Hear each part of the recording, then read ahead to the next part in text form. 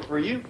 You know, now that the War of the Roses is over, I think we ought to go to the next castle and pay a social call on Colonel Dumbarton. This ain't the time, Jed. I got the man under medical treatment. What's wrong with him? He's caught fast in the clutches of demon rum. But with my help, he's quitting cold turkey. You think he can do that? Of course he can. I sent him over a jar of Dr. Daisy's cold turkey tonic. Well, that's a new one on me. Oh, it's a harmless vegetable compound. As long as he don't drop it or light a match close to it. To you, Dr. Daisy. Uncle, are you right? Never felt better. Feel a different man since I gave up drinking. You quit drinking? Yes, thanks to Dr. Daisy's cold turkey tonic. And what's in that tonic? A vegetable compound. Daisy says it's mostly corn. How often do you take it? Oh, as required. Wonderful stuff. You know, whenever I get that addictive craving for another drink, one dose of that and the craving vanishes. What you doing in your damsel in distress outfit? I've been up in that stupid tower hollering, help, save me, like Jethro said. Didn't no knight ride up to rescue you or troth you? Heck no. I don't think they know a damsel in distress when they see one. Well, here's one. I got this whole castle to clean. Now take this and get at it. Where's Jethro? Oh, he's out front setting up his telescope. Telescope? What's he fixing to look at? Well, the castle next door, I reckon.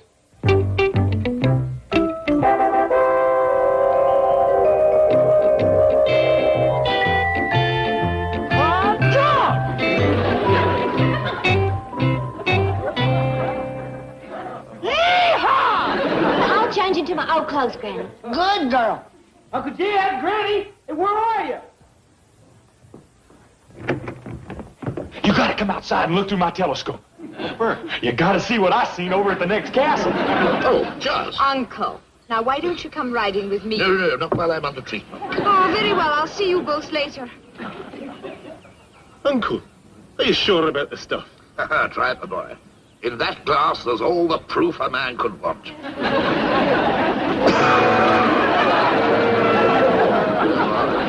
Sounds as though you need it, huh?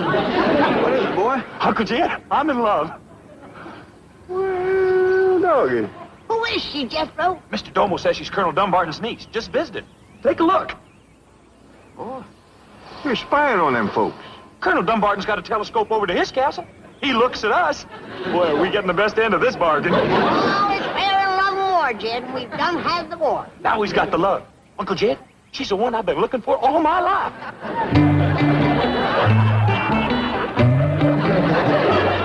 Don't let Granny speechless.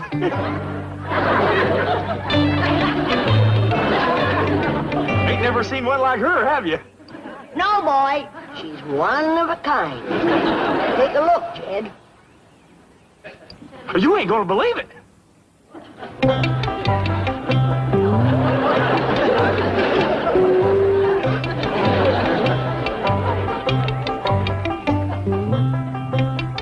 Got some in my eye. Ain't gonna go away, Jed.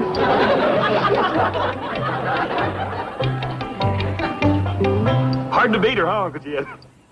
If I was you, I wouldn't try. Eh? Wouldn't let her look? No, a sight like that sort of stays with you, Jed. What do you think of that figure?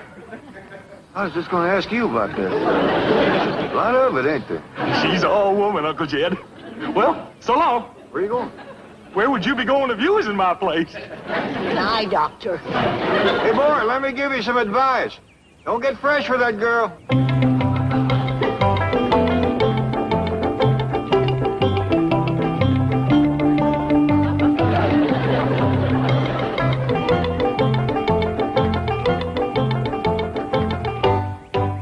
You can come out now. I said you can come out now. Who, me? Yes. You're one of the Americans. Yeah. How could you tell? Oh, I've got second sight. Now, let me see. Your name is Jethro. Well, it used to be, and now it's Sir Jethro. You see, the... Oh, don't tell me. You'll break the spell. I see it all. A castle. A queen. Queen Elizabeth I. She dubbed you Sir Jethro. You has got second sight. Can you tell why I come here? Well, you're my Black Knight. You came here to ask me to marry you. Doggone. You done it again. Will you? Marry you? Why, certainly, your Grace. Boy, wait till Uncle Jed and Granny hear about this. Where are you going, Granny? Dr. Granny, this is a professional house call. Where to? The next castle. I'm taking the Colonel another jar of my cold turkey tonic. I thought he'd quit drinking. He did. But that niece of his would drive anybody back to the bottle. Now, I refilled your prescription. Oh, bless you, Dr. Daisy. It's nice to see you so relaxed, Colonel. Has anybody else noticed the change? Your niece, for instance? You've seen her, have you? Beautiful girl. Ravishing. I think you need glasses. No. I'll drink straight from the jar.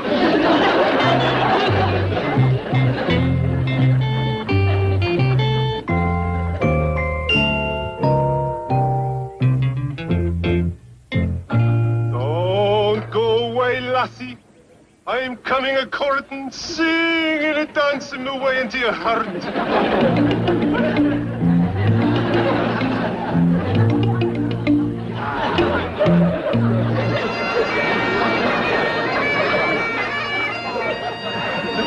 Enchanting creature. Make some lucky fellow a great wife.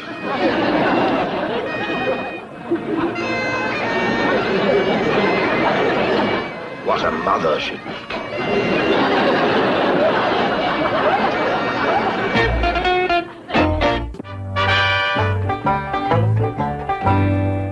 Dad!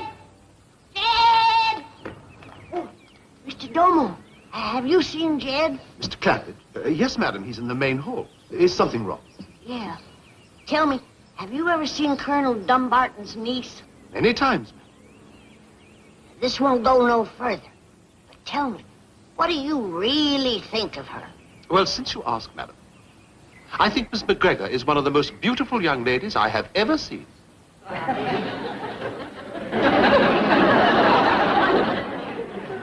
You don't get to town much, do you?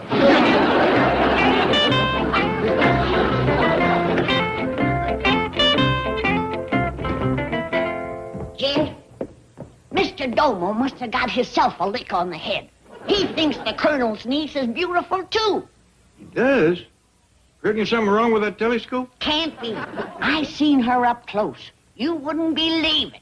Is she really that, ugly? Not only that ugly, she's a drunk. A drunk? Carries it around in a big leather bag. It's got 4 straws to it. She was reeling around the yard, sucking on the hind one, moaning and squealing. Squealing? Oh, like a stuck pig. It was revolting. Where was the Colonel? Sitting there sober as a judge, pretending not to notice. And her moaning and squealing? He ought to took steps. Now, don't badmouth him, Jed. He's the most loyal family man you ever heard of. She was lurching around, swishing her skirts and showing her big hairy legs, and him sitting there telling me what a wonderful mother she'd make. Granny, maybe we ain't got a problem. If Jethro's seen her like that, you know what he's going to say. Yeah, Granny, I'm getting married. You're going to be the best man, and Granny, you're going to be the flower girl. What did he say? I can't repeat it, Jed. Have you seen her, boy? Seen her? I'm going to be a father. A father? Yeah, she said she wants to have 12 children. Oh. We'll name the first girl after you, Granny. Oh, you don't know how that makes me feel, boy. It'll look just like her. You can bounce her on your knee. It's got her going, Uncle Jed. Granny, you ain't losing a grandson. You're just gaining a... Don't say it, boy. When is this all going to take place? She can't wait, Uncle Jed. We're getting married tomorrow in Westminster Abbey. Oh. Never seen Granny so happy. I gotta go tell Ellie. Have you told her uncle? She's gonna tell him. He's gonna give her away. He's got her priced right. But, Uncle, Westminster Abbey, the Queen, 12 children. I was joking. He was joking. So Jethro never jokes. I better get over there. I'll explain it to him when he drops in. The last time he dropped in was from 50 feet up by catapult. Uncle, are you all right? Of course, they're the ones I'm worried about. Breaking it to them won't be easy. Why, at this very moment, they're probably over there singing, dancing, and rejoicing. I think of that poor, sweet, innocent boy, Jethro. It's all my fault, Jed. I didn't beat him enough. Granny. I always wanted his bride to wear my old wedding dress. But on that beast, it'll look like a lampshade. Granny. Jed, you ain't seen her feet. This girl is a great, big, hairy, drunken brute. Granny, if she was a drunken brute, Jethro would have said something. Jed, with this kind, you don't kiss and tell. What's that? It's her!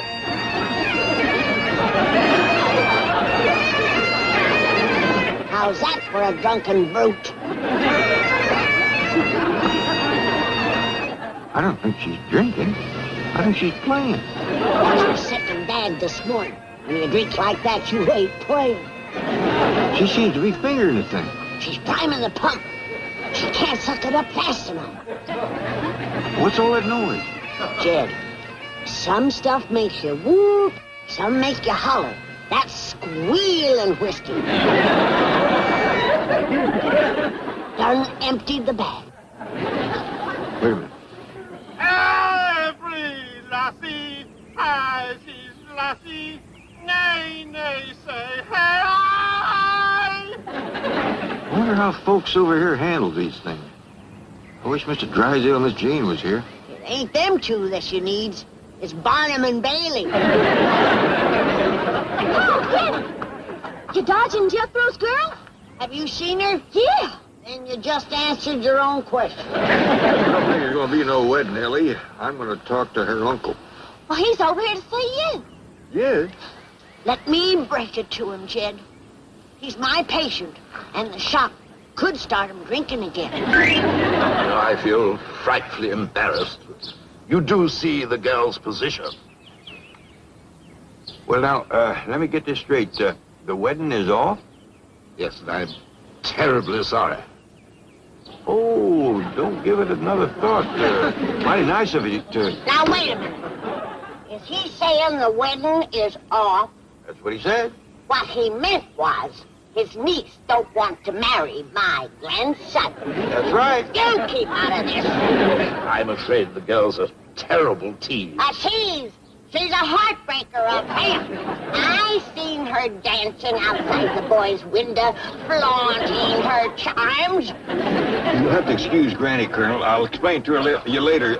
She's a little upset. You'll be upset, too, if you was to lose 12 dear little grandchildren with the shake of a hussey's beautiful head. So sorry. And you're gonna be sorry. I'm cutting off your tonic. No. Not that, Daisy. Dr. Daisy to you, no wedding, no tonic. I don't have another word with the girl. No, don't do that. You keep out of this.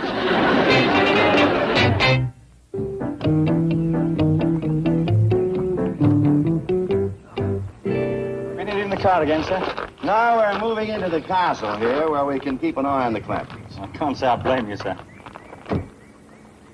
Well, we sure are glad to see you. Something wrong? No, you're just in time for the wedding. Granny, there ain't gonna be no wedding. And you're just in time for the funeral. Funeral? What's happened? Well, Granny just got her back up. It seems that the Colonel's niece was gonna marry Jethro, but she changed her mind. No, she ain't. Not that sweet, dear little child. Wait till you see her. She's...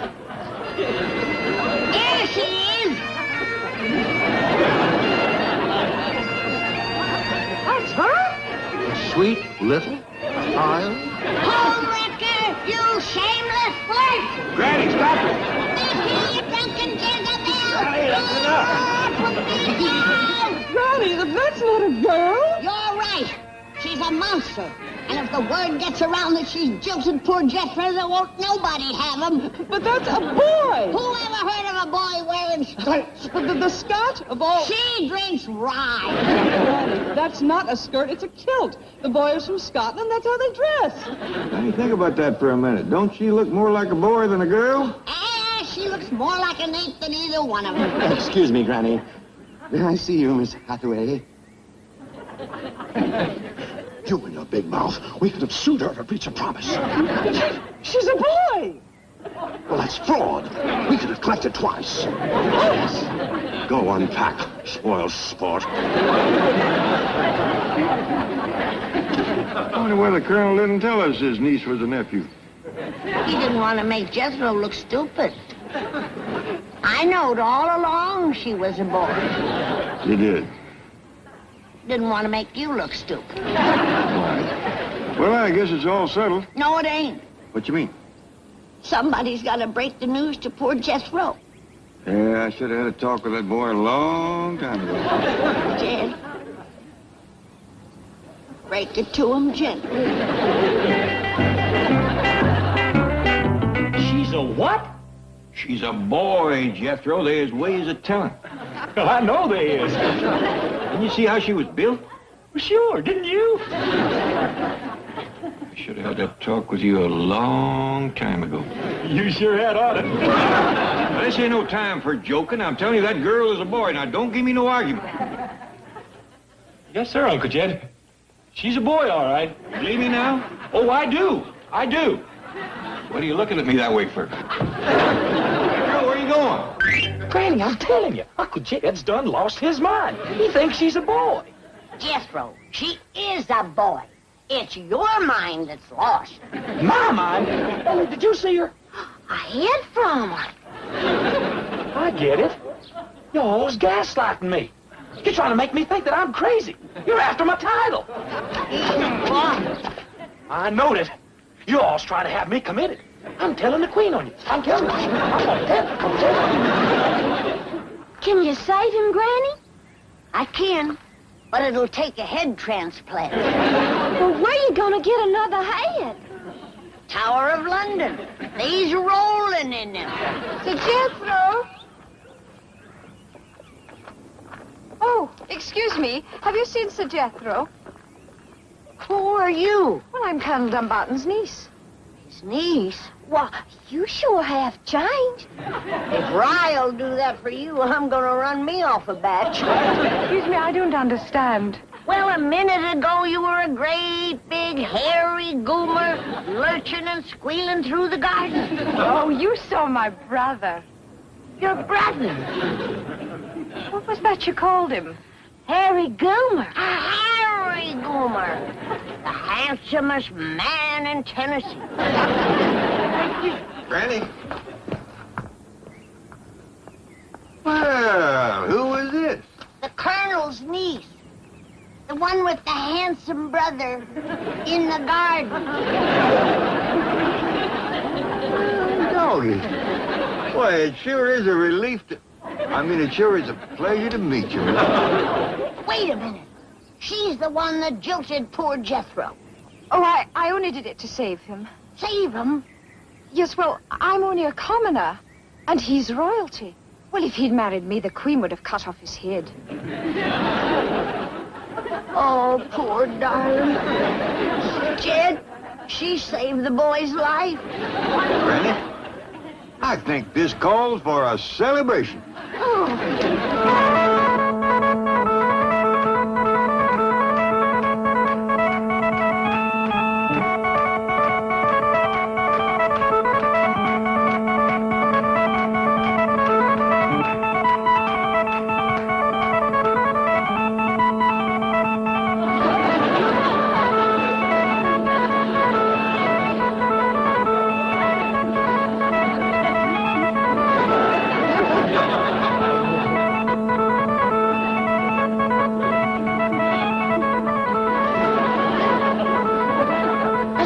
Try, Jed. I'm game. Let's show him. It'll be a mite breezy.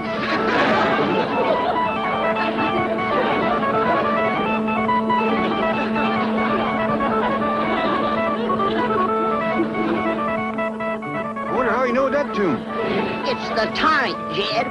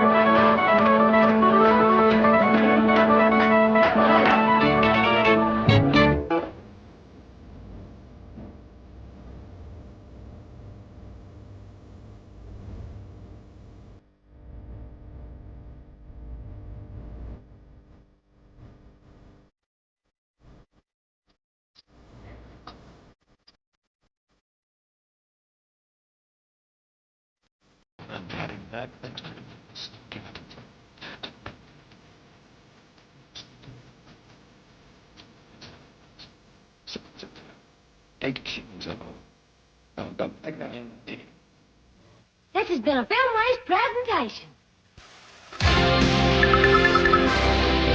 Viacom. The comedies you Better as a scarecrow than you did as a naked statue.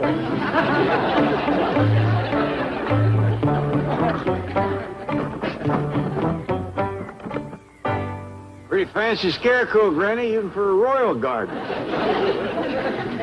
Garden. Ain't nothing to eat. Turn a bunch of hogs in here and they'd starve to death. Granny, I think there's one of them gardens that's just supposed to look pretty. What's prettier? A bed of roses or a patch of black-eyed peas? Okra, whole beans, turnip greens. You know, we ought to send the Queen a man. With some fat back and a little something to wash it down with. Mr. Drysdale's been inquiring for you. He's rather upset. Ah, he's whining again because we won't go home. He's crazy, Jed. Well, Granny, we have been over here quite a spell, and he'd like to get back to Miss Drysdale. I told you he was crazy. All right, tell him we'll go home. Mighty thoughty of you, Granny. I'm awfully sorry to hear this. May I ask when? When I raise the Queen a mess of greens. Thank you, madam. I'll tell him. But that would take months. We've got to get back. Those idiots in my bank are ruining me. He's worried about his image. Since he left, there hasn't been a single foreclosure. That's right. My head cashier's getting married. He'll be stealing me blind. Stealing? Well, he'll have to. Two people couldn't live on what I pay him. Can't you leave the Clampetts with us, sir? Leave 80 million.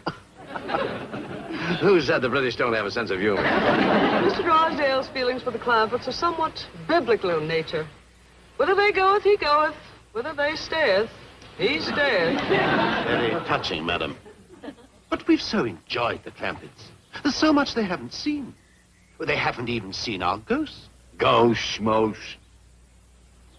Ghost? Oh, yes, sir. Like all English castles, we have one in residence. Well, that changes everything. The Clampetts would never forgive me if I deprived them of the chance of seeing their own ghost. Would they, Miss Hathaway? Especially Granny. She's fond of ghosts? Well, let us say they really send her. Now, tell us all about it. Well, sir, the story of Lady Clementine Clampett is quite a sad. Oh, great, great. Stabbed by a jealous suitor? No, sir. Poisoned by a wicked stepmother? No, sir. Tortured on a rack in the dungeon? No, sir. Kicked by a horse in the stable. Not a nothing ghost. I think she sounds absolutely marvelous. What does she do, Mr. Faversham? I understand she wanders about the castle weeping. What is she weeping about? If you had been kicked by a horse, wouldn't you weep? Very good, madam. What do you mean you ain't got none? The best fertilizer you can use. All right, send me over a wagon load of whatever you got. Ah, here you are. I know, so you want to go home. Oh, no. Wild horses couldn't drag me away. Just remembered what his wife looks like. I don't want to miss the big event. Lady Clementine Clampett arrives tonight. Why didn't you tell me you had kinfolks coming? I better go start the company victuals. Oh, wait, Granny.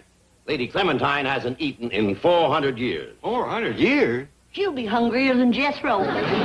No, Granny, you see, she's a ghost. Well, doggies, how about that, Granny? Yeah. How about that? Mr. Faversham just told me. 400 years ago, this very day, Lady Clementine was married here. But on her wedding night, her bridegroom, Sir Roger, was murdered. Murdered? Stabbed to death in the very bed you're sleeping in. And in her grief, Lady Clementine flung herself from a battlement into the rose garden below. What a mess. Now she comes back looking for who killed her husband. Weeping and wailing, moaning her bloody threats. Oh, if she ever finds that murderer. Who done it? Grandmother. Grandmother? What kind of a grandmother was she? Well, according to Mr. Faversham, she was just about your size, Granny. You know, Jed, I've been awful selfish. Selfish? Keeping this poor man from his beautiful wife. Let's go pack. Now, wait, Granny, you ain't leaving just on account of this ghost. Oh, of course not. I'd just love to stay and get my head bashed in by one of your bloodthirsty relatives. Oh, now, wait. Granny, wait a minute. California, here we come, right back where we started from. Where about? Hey, what are you all dancing about? Oh, bad news, bad news. It always affects me this way. We're going home. We can't go home. I'm still paying court to yon fair maid over to the next castle. Court's adjourned. The ghost of Clampett Castle walks tonight, and Granny is terrified. A ghost, is that all? Hey, I'll fix that. Jethro, wait. What are you going to do? Talk Granny out of it. I read up on these here castle ghosts, and all you got to do is hold a sea ants and exercise the rascal. Jethro, listen. Now, don't worry. We ain't gonna have to go home. I'll flush them out. But Jethro, you're not a medium. I know. I'm large.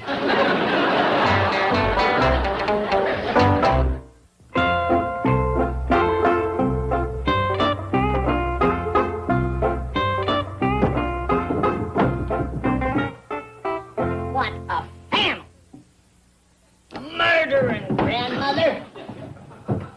Bloodthirsty ghost. Ah, it wasn't me, Clementine. It wasn't me. Granny, it's me, Jethro. Don't scare me like that. Relax, Granny, relax. I'm just gonna exercise the ghost. When there's a ghost around here, I'm the one that gets the exercise. Granny, what do you want? Not in the back, Clementine. What's the jig, Granny?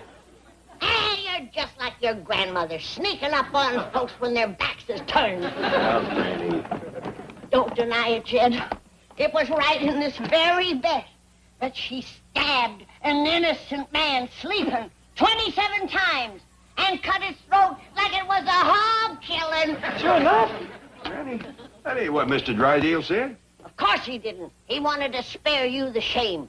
You think that Lady Clementine jumped from the battlement? She was shoved. Who shoved her? His switchblade grandmother. Who else? Granny, it ain't the grandmother that's supposed to come back. It's Lady Clementine. She'll be looking for a grandmother, and after 400 years, her eyes ain't gonna be so good. Granny, I can stop her from coming. Just don't try to stop me from leaving. Doggone it. First they laughed at us for running out on the War of the Roses, and now they's gonna laugh at us for running out on a 400-year-old woman.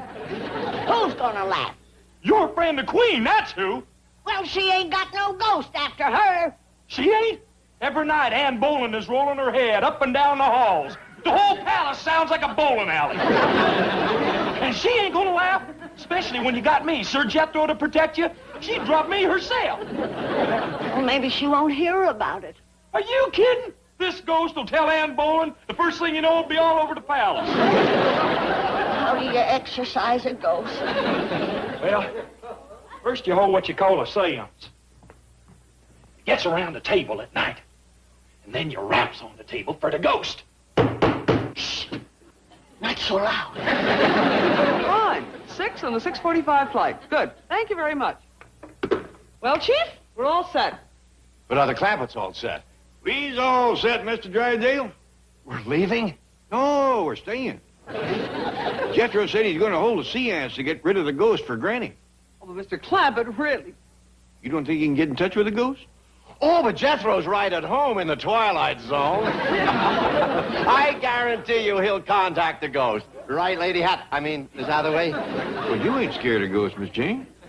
Oh, no, just certain flesh and blood types. Good. Well, I'll see you at the sea end. You can bet on that. Oh, and Mr. Clampett, why don't you let all the servants have the night off? You know ghosts, they hate crowds. It might help Jethro. Well, that's mighty thoughtful of you, Mr. Drysdale. Did you hear that? Now, hear this. I will have no part of this dastardly scheme to frighten Granny. I will not be the ghost. You'll be this ghost, or you'll be a real ghost. It's a long drop from that battlement. No, wasn't. Never mind the flattery. You have some shopping to do in town, Lady Clementine.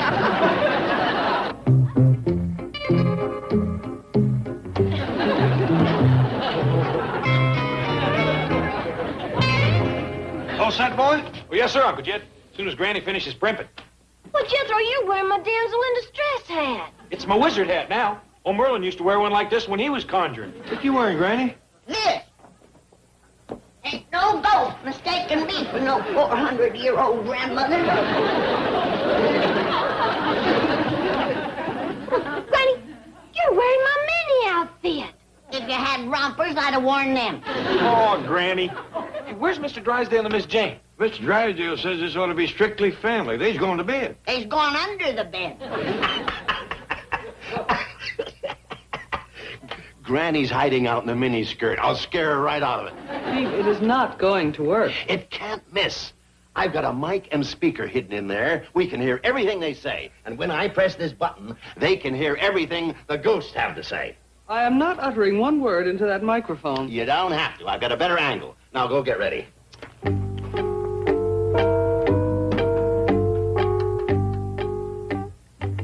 Can I talk to the ghost, Pa? I wouldn't count on it, Ellie. You ready, Granny? Of course I'm ready. Hold it! What's the matter?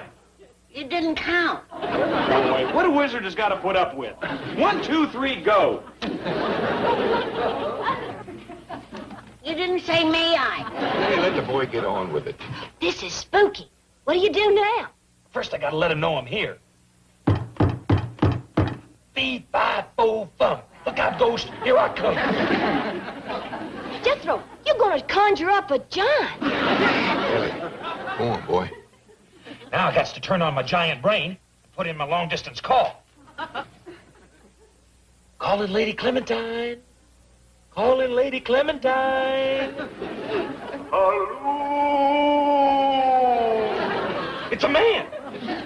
You booby, you got the wrong number. Hang up.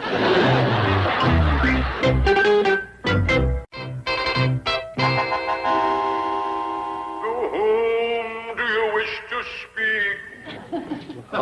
Is Lady Clementine there? No, she's on her way to the Clampett Castle. Is there a message? Yeah. Would you mind telling her that she's dead? Dead? I'm the one who's dead. Who are you? I'm her husband, Sir Roger. Jed, he stirred up a whole nest of them. And who might you be? Me? Oh, I'm just a friend of the family. You yellow belly. And the lady I hear, who is she? That's Granny. That's Granny. Oh, the grandmother. You blabbermouth, I'm gonna kill you. And she will. Struck me down in my prime 27 times on my wedding night. But I ain't the one. My wife will decide that. She'll be there any moment. Hurry up, halfway. I'm telling you, I ain't the one. Do you still carry that knife? I got something better than a knife, Buster. Granny, mister, I wouldn't say no more. My wife will do my talking. And this'll do mine. Gee, what happened? Hey. What exploded? Granny. She has a gun? A cannon. Does it? Come in, Sir Roger. Hello. Sir Jethro D. Bodine calling Sir Roger. Come in, Sir Roger. Yeah, come on in. I'll give you another helping of rock salt and bacon rind. Uncle Jim, make her put that thing down. Lady Clementine will be coming through that door in a second now. Excuse me, Sir Roger. Ladies first. Hey, you can't shoot Lady Clementine. She's kinfolks. I'll head her off. Lady Clementine! Hey, Lady Clementine! Ready? Give me the gun. It's perfect. Here, help me into this thing, chicken. Granny has a gun. Mr. Clampett has the gun. Where are you going? I'm off to see the wizard. Hey, Lady Clementine! Lady Clementine! Sir Jethro D. Bodine calling. I got a surprise for you. Your husband's been murdered again. When you hear a scream, don't be alarmed. It'll be Jethro. But, Chief, you... Shh. Start packing.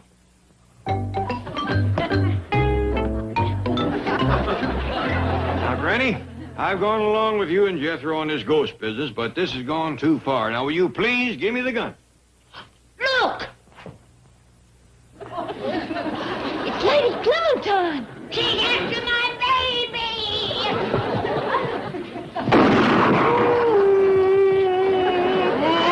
Lady Clementine?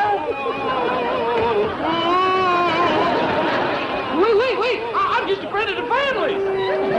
I ain't even a good friend.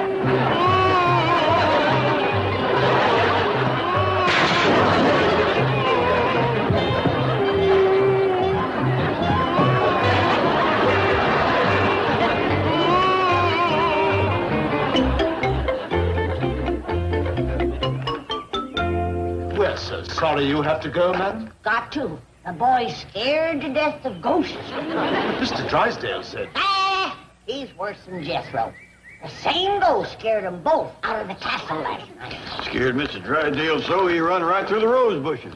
Tore the seat clean out of his pants. See? Well, we do hope you'll all come back again very soon. I'll be back. Going in a new business. Granny's ghost eradicator. Relatives a specialty. Hey, you and that gun of yours is the main reason we's leaving. I ain't got no 6th grade education, but I speak the language a ghost understands. Come on, Granny. Lady Clementine ain't gonna get you. Very here, everybody.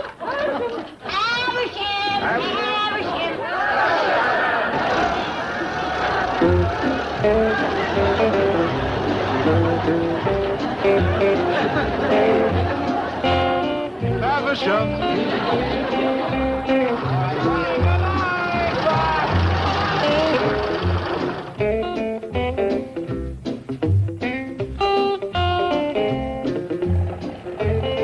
There's something wrong. Folks here in London are still staring and pointing at us. Yeah. And Queen Elizabeth herself said she'd tell him we didn't chicken out on the War of the Roses. Right, we want it fair and square. Yes, well, that's why they're pointing at you. It's not the finger of shame, it's the finger of fame. You're celebrities now. Doggy. Oh, I didn't get to meet Queen Elizabeth like the rest of you. It was a mighty high honor, Ellie. Well, still plenty of time before the airplane leaves. Jethro, drive us over to Buckingham Palace. No, I mean, you can't see the Queen without an appointment. We take our chances. A fine mess you've got us into now. It was your idea that I impersonate Queen Elizabeth, not mine. Jethro, please don't go to Buckingham Palace. Drive straight to the airport. Why, Mr. Drydale? Tell them, Miss Hathaway. What? The chief didn't want to come right out and say it, but the Queen has probably heard about Sir Jethro running from the ghost. Oh, that's right. And she'll probably take away his knighthood. Can she do that? She can drub you. I reckon she can undrub you. And when she undrubs you, she'll hit you with the sharp edge of the blade. Jethro, you dumb old black-knight coward. You done kept me from meeting the Queen. Don't get upset, Ellie. We'll have Jethro to wait in the truck whilst the rest of us go in and see Her Majesty. Mr. Drysdale can't go. He run from the ghost, too. Oh, you're right, Sir Jethro. Oh, I was a craven coward. And if the Queen sees the rest of you drive up to the palace with me, she'll throw everyone in the dungeon. Mr. Drysdale, I mean this in the friendliest way. But would you please jump? Granny, we all come here together, and we're all leaving together. Drive straight to the airport, boy.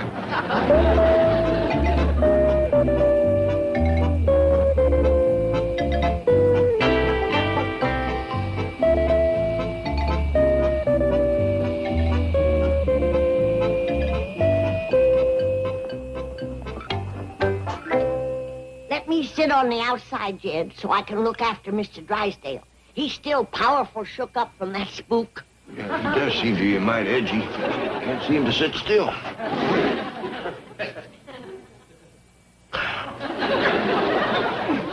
Relax, Lady Clementine. You only have to sit for 6,000 miles.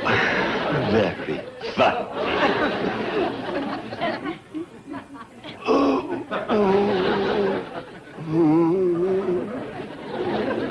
What's the matter, Mr. Drysdale? You still got briars in your britches from the rose bushes? You think you got trouble sitting? Think of Lady Clementine. She's gonna be eating off the mantle from now till next Christmas.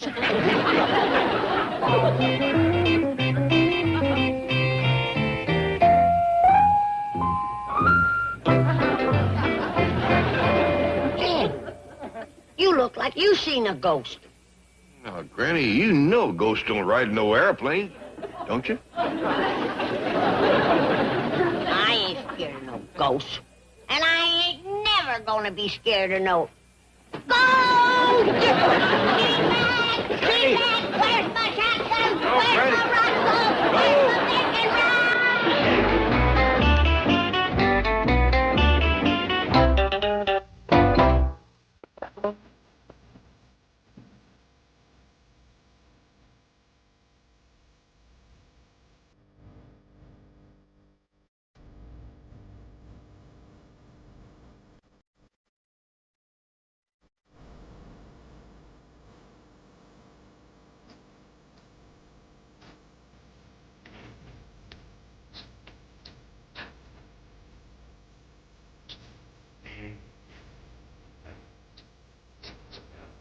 Take your shit.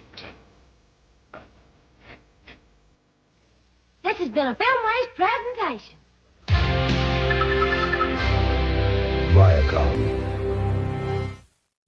Home sweet home. We're much obliged to you folks. Not at all. You know, Jed, after all that nice clean air over there in England, it's gonna be awful hard to get used to this smog again. Well, look on the bright side, Granny. At least here we can see what we're breathing. Mrs. Drysdale, how soon you think Jethro will get here with the truck? Oh, not long, Ellie. It's on a cargo plane that was due to land right after us. Oh, good. I want him to drive me around the neighborhood to collect up all my critters. Oh, wait a minute, Mr. Clampett. Don't you try to carry all those bags. Oh, that's all right. They ain't heavy. Nonsense. Give me a hand, Miss Hathaway. He is ever so humble. There's no place like home.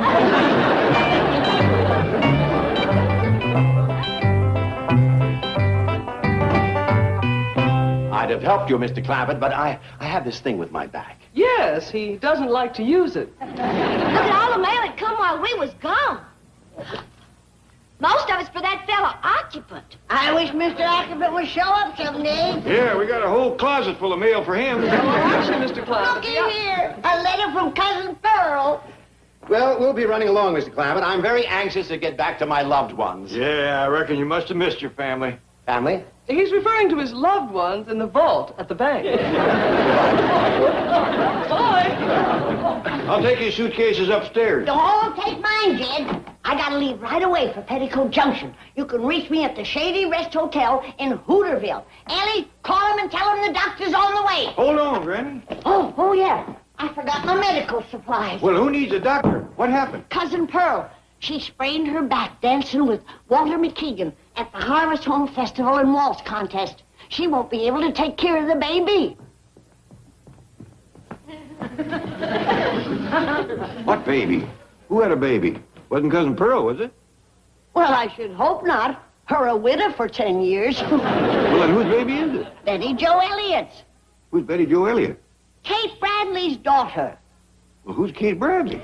She runs the Shady Rest Hotel. She's Joe Carson's niece. What's all this got to do with Cousin Pearl? What do you mean? Well, she sprained her back dancing with Walter McKeegan. Oh, it serves you right. He's the worst dancer in 4 counties. This is the most confused I ever been with Jethro out of the house. Let's see. What am I going to need if I have to take care of a baby? Possum fat to grease him with. Lye soap to wash off the possum fat. Cornstarch to ease the sting of the lye soap. Ellie, did you get me called to Hooterville? Well, I didn't know who to call. Kate Bradley. Well, who's she? Oh, you tell her, Jed. I'm too busy. Well, I ain't too clear about it myself. Oh, Jed, you remember Kate Bradley? Word on or I don't. Here, Ellie, fetch my medical bag and start filling it. And then try and get my call to Hooterville. Yes, Granny. I got the truck, Uncle Jed. Hey, Granny, how soon do we eat? Never mind that. You gotta drive me to the Shady Rest Hotel. I'm gonna take care of a baby. Who had a baby? Betty Jo Elliott. Who's Betty Jo Elliott? Kate Bradley's daughter. Well, who's she? Leave it right there, boy. Granny, talk to the long-distance operator. She's putting a call through to Hooterville. Praise be. Hey, listen, Granny. I just found out that it's 8 hours later in England than it is here. So? I'm 8 hours behind in my eating. Oh, don't bother me. I got an emergency long-distance call. Hey, but Granny, I'm starving. I'm desperate. I can't wait. Let Ellie cook you something. I can wait. This is the doctor speaking. Ready to try your call to Hooterville? Good, good.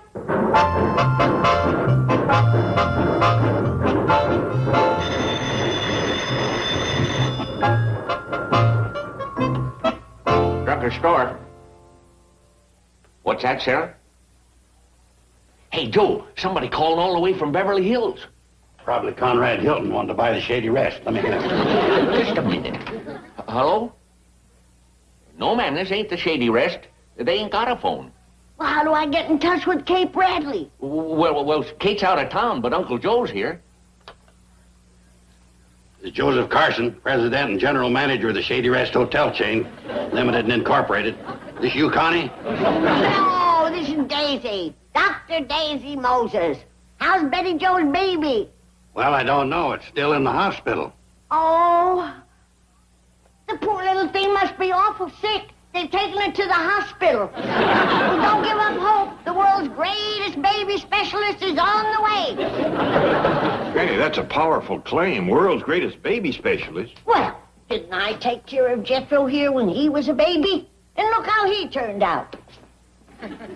Well, you can't win them all. Get out of here! You're driving me to Hooterville! On an empty stomach? Now on the truck, now get going. But, Granny, I'm starving. This is a matter of medical emergency, a case of life or death. So's this. If I don't eat, I'll die. You can eat when you get to Hooterville. Oh, where's Hooterville? How do we get there? You know how to get there, Jed? I never heard of the place for today. Maybe you'd best call back and get the directions. Yeah.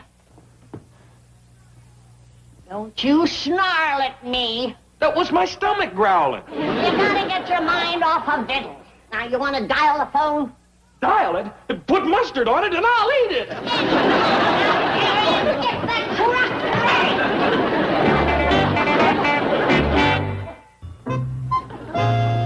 ready. Drugstore store. Oh, hi, Sarah. Beverly Hills again?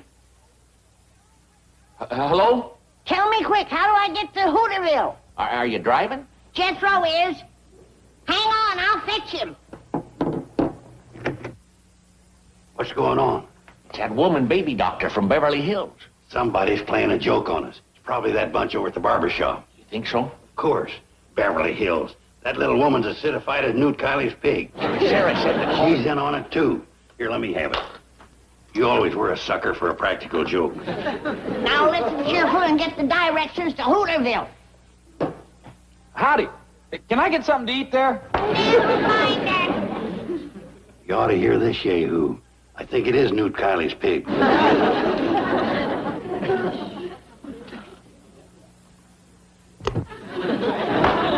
That's for writing, not eating. This here's Jethro. I'm fixing to ride down them directions. Yeah, son. You say you're driving? Good. Now listen carefully. First you. Yeah. Yeah. Mm-hmm. Okay, yeah. I got it. We'll be there. Sure do, thank you. Bye. Did you get it? Yeah. Couldn't I have a little something to snack on the way, like a ham or a turkey or a side of beef? Forget your stomach.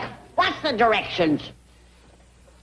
Well, first we got to go to the Painted Desert. And he says we got to watch out because it's just been fresh painted. Then we come to Lake Mead and we drive across it. But he says don't use the bridge because it's dangerous. Now we come to the Grand Canyon and we got to be extra careful driving across that rascal because he says that first dip is a lula. You can't drive across the Grand Canyon.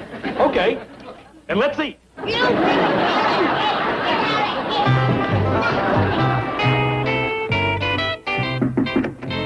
Excuse me, Chief. Would it be possible for me to have a few days off? You see, Miss Hathaway, you don't have to ask me a question like that. Now then, how long have you been with me? 11 years. Then you know the answer. It's no. Very well. I'll tell Mr. Clampett. Mr. Clampett? What's he got to do with it? Well, he's the one who asked me if I could get a few days off. You see, Granny's going away, and they needed someone to help out. Why didn't you say it was for Mr. Clampett? I took the liberty of checking available personnel, and I found you a most efficient secretary. Attractive? Definitely. That blonde with the great build? Yes, I'd say he's built beautifully. He? And his typing in shorthand. Forget it. Where's Granny leaving? Where's she going? Well, as I understand it, she's going to a town called Hooterville to take care of Betty Jo Elliott's baby. Who's Betty Jo Elliott? She's Kate Bradley's daughter. Who is Kate Bradley? I made the mistake of asking Granny that same question. Would you care to hear the saga of the Beasley family who live behind Buzzard Ridge? Not unless there's money in it. Then I'll be on my way. You may reach me at the Clampetts. Ellie, honey, what you doing? Boiling some grits. Oh, Ellie, you don't have to do no cooking. Miss Jane's coming over. Oh, these grits is for my feathered critters. See? Oh, rock grit. Yes, sir. They need 'em for their gizzards. What you boiling for? To get the tar out. Quick as it boils to the top, I'll skim it off. I believe to protect them critters, I'd get them out of the kitchen. Oh, that's right. Granny still ain't left. No, it ain't Granny they got to fear. It's Jethro. He still ain't at it. You think y'all get 'em out? Speaking of Jethro, Granny's looking high and low for him. I'll go check the root cellar. Hey, Ellie, hey, what's that on the stove? Grits for my critters. Critters? How do you like that? Everybody eats except me. Sure do smell good. Look at that nice black gravy. She must have thrown in some molasses. Who the heck with them critters? I says human beings comes first.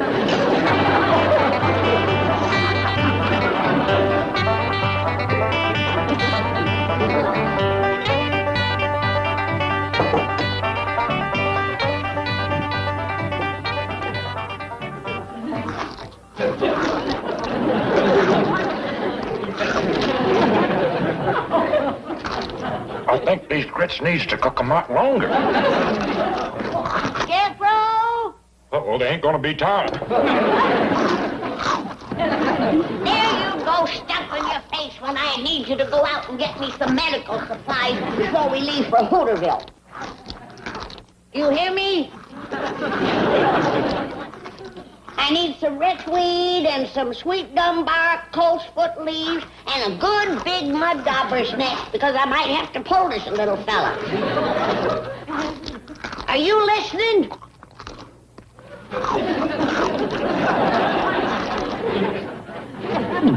What you eating? Well, grits and blackstrap molasses. But to tell you the truth, Granny, you cook better in your day. I didn't cook no grits and blackstrap. Oh, I see you found Jethro. Reckon you two will be leaving soon. Yeah, now that he's done stuffing himself with grits. Grits? Boy, you didn't eat them grits that was boiling on the stove, did you? Oh, just one helping. But you know something? It sure sits heavy in a fellow's stomach. Now, never mind. Come on, now, let's get going. I got some doctoring to do in Hooterville. I think you got some doctoring to do right here. Who's sick? Me. What's the matter? If I didn't know better, I'd swear I swallowed a bunch of rocks. You did. What are you talking about? Never mind that. Let's get this young'un up to bed. Come on in, Miss Jane. Jane. Sure is nice of you to fill in for Granny. My pleasure, Ellie. I'm particularly anxious to prepare some of the gastronomical delights indigenous to your native hills. Well, I sure hope you have some time to do some cooking, too. I'm preparing collard greens and ham hocks, fatback and black-eyed peas. Oh, don't forget grits. They's Jethro's favorite. Excellent. What's the matter with Jethro? He's feeling a mite rocky. Oh, cheer up, dear boy. I'm going to fix you a huge pot of grits. Miss Jane, you could have gone all day without saying that. He got sick stuffing himself on the grits Ellie was boiling. Jethro, you big dumb nut! I was boiling rocks. Yeah? Well, them still the best things you ever cooked. Leave him be. Granny, do you think you can help him? Miss Jane, these is the tender healing hands of a physician and surgeon. I'll cure Jethro if I have to find a big rooster and perform a gizzard transplant. Where you going, boy? I gotta get away from them tender healing hands.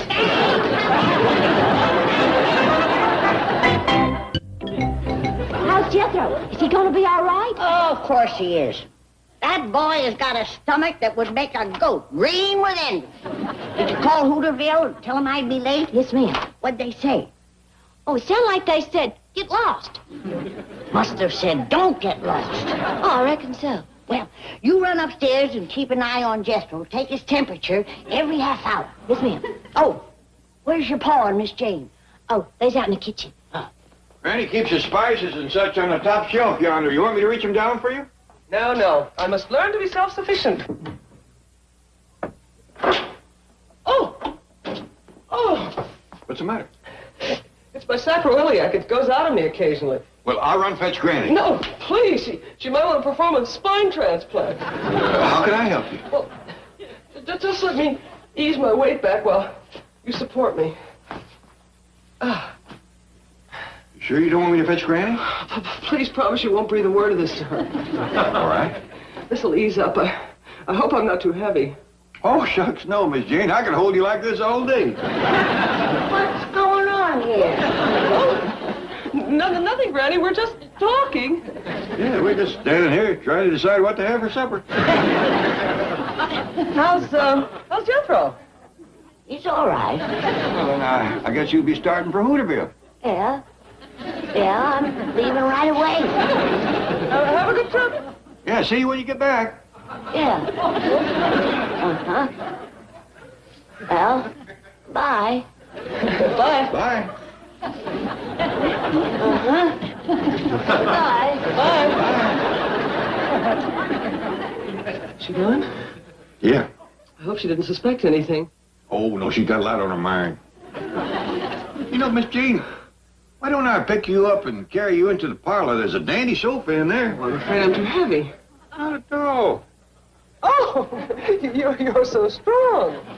Miss Jane, holding a young girl in my arms makes me feel young myself. Oh.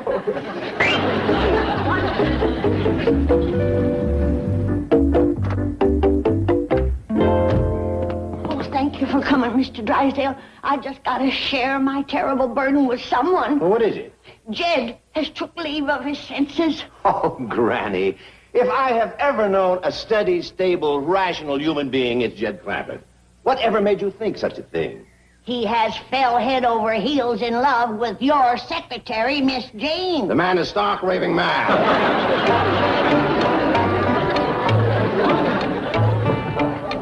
He's in the parlor. Spotted.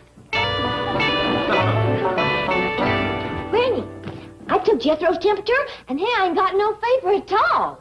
Wish I could say the same for your pa. How's that? Oh, fine. A little while and I'll be able to stand. Good.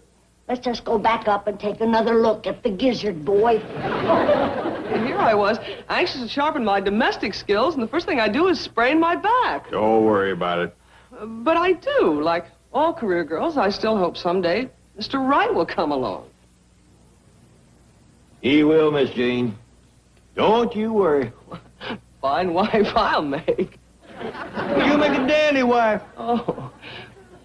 Ready for the big step? Ready.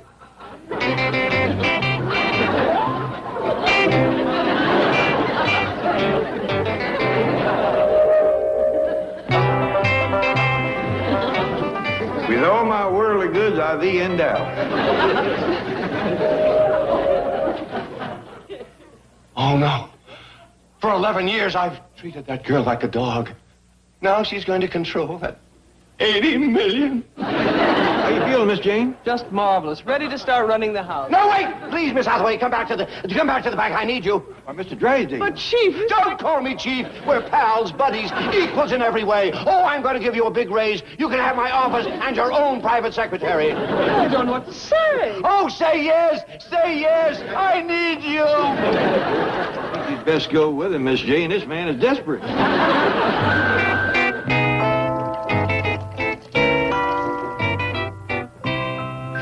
Try this business, Miss Hathaway. I think you like it.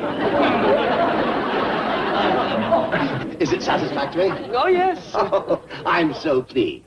I've heard of coffee breaks before, but a champagne break? It's no more than you deserve. Oh, try the caviar. Isn't this a $50 an ounce caviar you kept locked in the vault? Let's not think of money. Enjoy. And these fabulous jewels. Didn't they belong to your wife? Not any longer.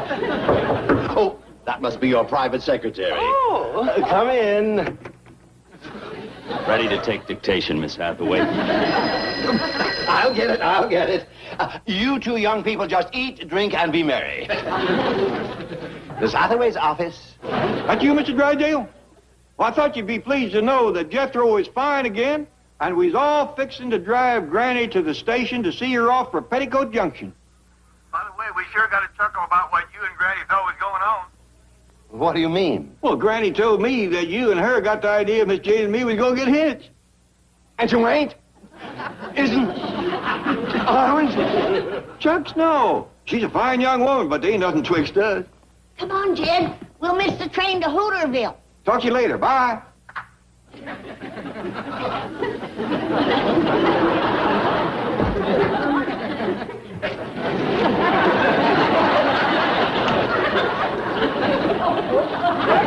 Mr. Drysdale, what... Back to the secretarial pool. You said that I... Out! You're not taking back the jewelry? And the raise! And see that you get every one of those fish eggs back in that caviar can and reseal it. But pal, buddy. Chief, to you! And cork that champagne, take it back to the liquor store and get my money back. Well, I don't understand. Attention! Forward, Hutch!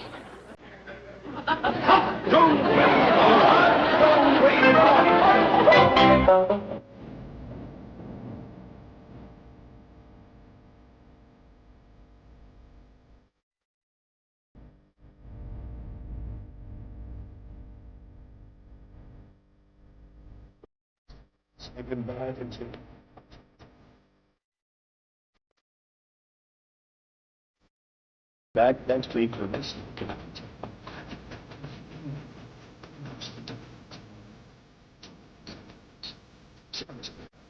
Take your shoes off. I'll come back now, dear. This has been a Filmways presentation. Viacom. Back to his own hidden suite across town, bursting through the door to find his wife waiting anxiously. Shifty, baby, how did it go? Flo demanded, jumping up from her chair. Like $1 million, Shifty crowed triumphantly. And here it is, $1 million. He slapped the check down on the table. Beautiful, Flo gasped, her eyes widening at the string of zeros. I can have us packed in 5 minutes. Wait a minute. Where are we going? Mexico, Venezuela, you name it. Flo, there are 94 more where this came from, Shifty said softly, a wicked grin spreading across his face. Now, do not get greedy, Flo warned, suddenly serious. Let us take our $1 million and play it safe. Baby, this is a chance of a lifetime, Shifty argued passionately. Think big. I am thinking big. We could get 20 years apiece, Flo pointed out practically. Max, I have got those hillbillies in the palm of my hand. Shifty insisted, his ego swelling. They are grapes waiting to be picked. How? Flo asked doubtfully. Well, I got $1 million for smog. I will get $1 million for something else, Shifty schemed aloud, pacing the room. How? I will think of something, Shifty muttered. I will sell them the White House. How? How? How? Flo repeated, her voice rising in frustration. You sound like an Indian. Shifty stopped dead in his tracks, his eyes lighting up with dark, brilliant inspiration. That is it. You are going to be an Indian. What? Flo shrieked in horror. It is beautiful. They will love it. Shifty laughed, entirely delighted with his own twisted genius. You are the last of the Columbia Indians. A few hours later, Shifty returned to the Clampett suite, his face a mask of deep sorrow and grave solemnity. And that, dear friends, is why the president is embarrassed to invite you to the White House. Shifty concluded a long, entirely fabricated tale. You mean he does not even own the house he lives in? Jed asked, his heart going out to the poor, unfortunate leader of the free world. Not so much as a stick of furniture belongs to him. That is terrible, Granny declared, shaking her head. No wonder he cannot ask us to stay. I would feel the same way in somebody else's house. Who owns it? The White House stands on Indian ground, Shifty explained softly. No, Jed gasped. Yes, this entire area was once occupied by the Columbia Indians. That is why, to this day, it is called the District of Columbia, Shifty lied masterfully. Well, cannot the government buy it from the Indians? Jed reasoned.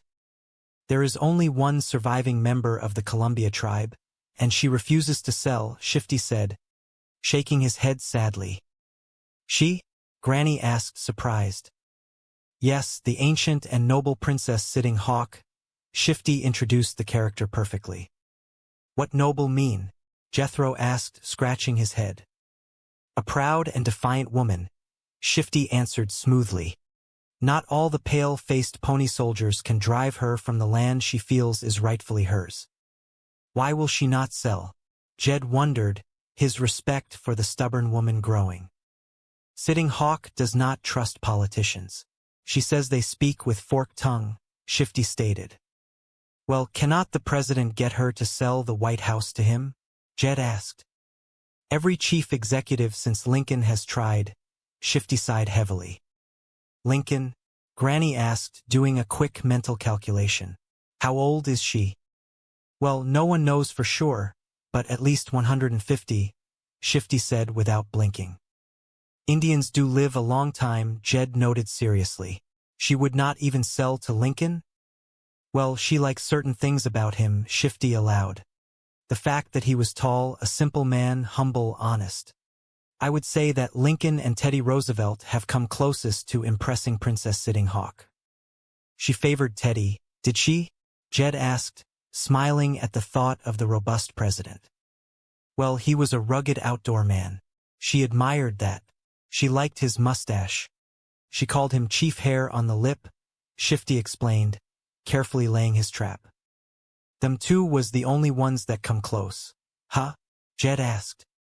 Yes, if there only existed a man who combined the qualities of both, Shifty mused aloud, looking directly at Jed.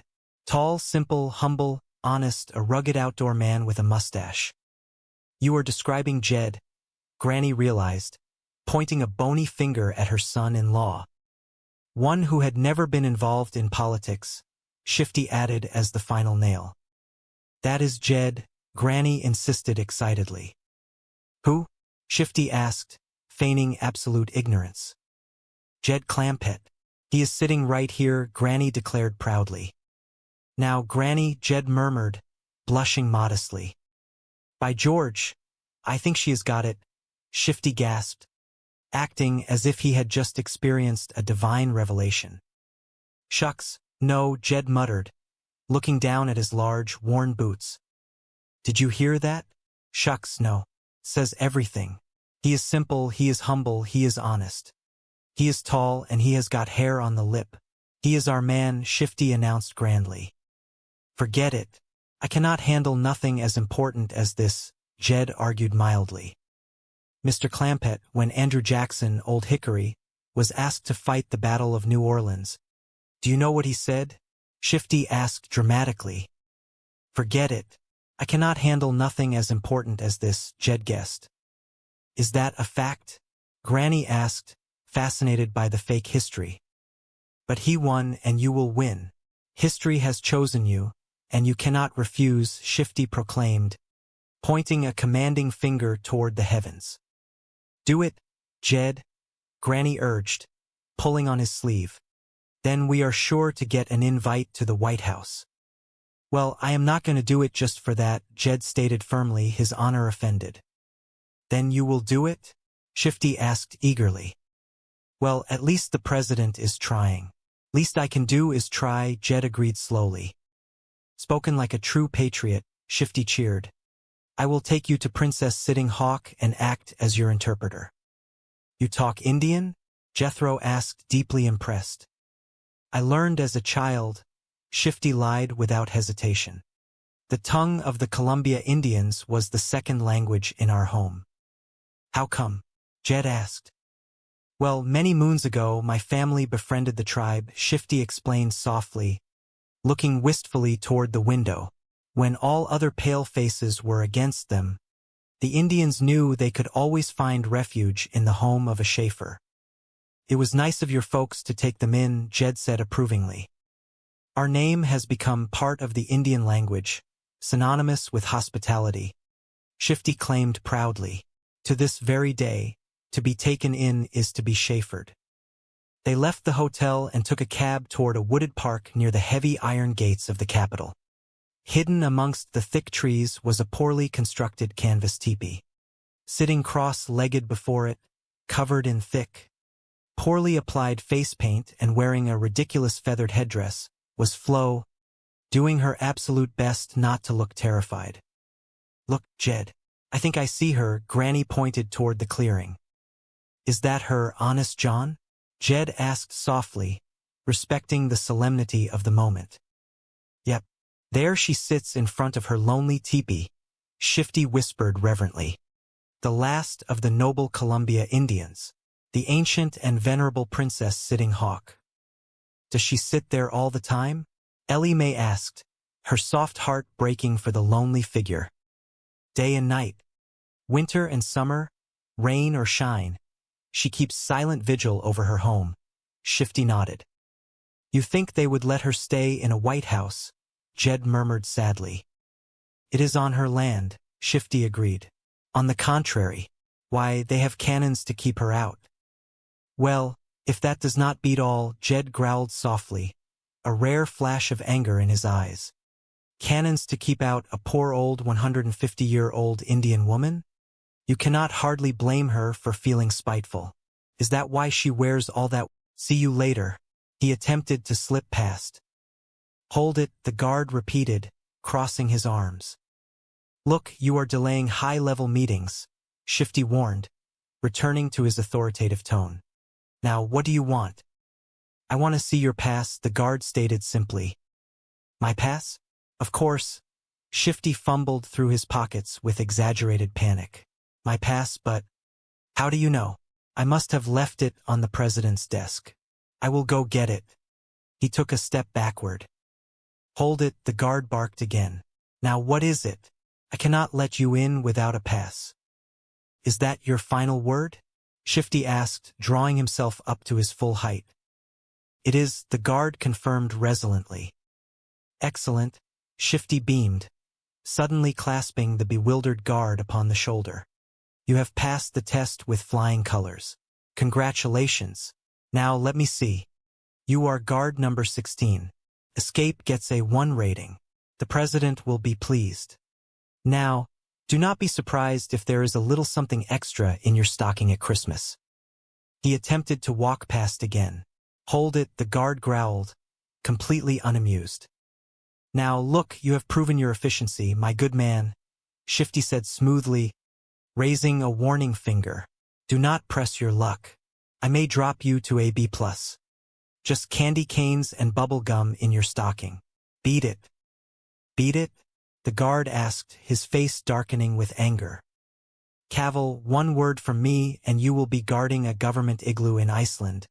Shifty threatened wildly. I am going to count to 3. If you are not gone. Never mind. Shifty suddenly smiled brightly, his eyes darting past the guard's shoulder. I think my pigeons have just flown in from the West Coast. The Clampett family had just stepped out of a yellow taxicab, staring in wonder at the massive, neoclassical architecture surrounding them. "Doggy's big house the president has got," Jed observed mildly, looking at a particularly grand government building. "Nice big yard, too. Lots of room for critters. Reckon he has got a garden and chickens?" "Likely, I would bet," Granny agreed, nodding approvingly. "Well, here is all our stuff," Jed said, handing the driver a generous tip. "Here you are, Mr. Taxi Driver. Thank you. Now, tell me, what time is the next public tour of the White House?" 3 o'clock, the driver replied, pocketing the money happily. "Yeah, remember that," Jed told his family. "I am going to ask questions later. Tell the president I will be there." "Mr. Schaefer," Jed called out, spotting the familiar face hurrying toward them. "Honest John." "Well, bless my soul, if it is not the Clampetts," Shifty exclaimed, feigning absolute shock and delight. "What brings you to Washington, of all places?" "We are here to see the president," Jed explained simply. "We want to talk to him about the smog problem. We are going to help him get rid of the stuff." "What a coincidence," Shifty gasped, clutching his heart theatrically. "He just appointed me chairman of a very special committee for that exact purpose. I am ready to give him my money if I just knew how," Jed offered, pulling out his checkbook. "Another coincidence," Shifty beamed. "That just happens to be the function of my committee." "Are you lying?" Jethro asked bluntly, staring hard at the man. "I try to do my humble bit," Shifty replied smoothly, entirely unbothered by the accusation. "Shall I make out the check to the president?" Jed asked, pen poised over the paper. "As a matter of fact, the check should be made payable to my committee," Shifty corrected gently. "What is that?" Jed inquired. "Citizens Against Smog Horror," Shifty announced grandly. "That is quite a lot to write," Jed noted, looking at the small line on the check. "Just use the initials," Shifty suggested helpfully. "Fine. Citizens. Against. Smog. Horror," Jed spelled out carefully. "Now, shall I make it for the whole 95 million? No, Shifty cautioned quickly, raising both hands. "That might be a bit hard to handle." "What do you mean?" Jed asked.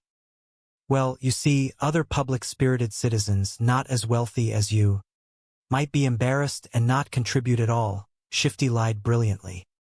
"Oh, well, we do not want that to happen," Jed agreed instantly, his kind heart moved by the thought. "I am glad you understand," Shifty smiled. "Give him $5, Jed," Granny suggested practically. "Lots of folks got that much."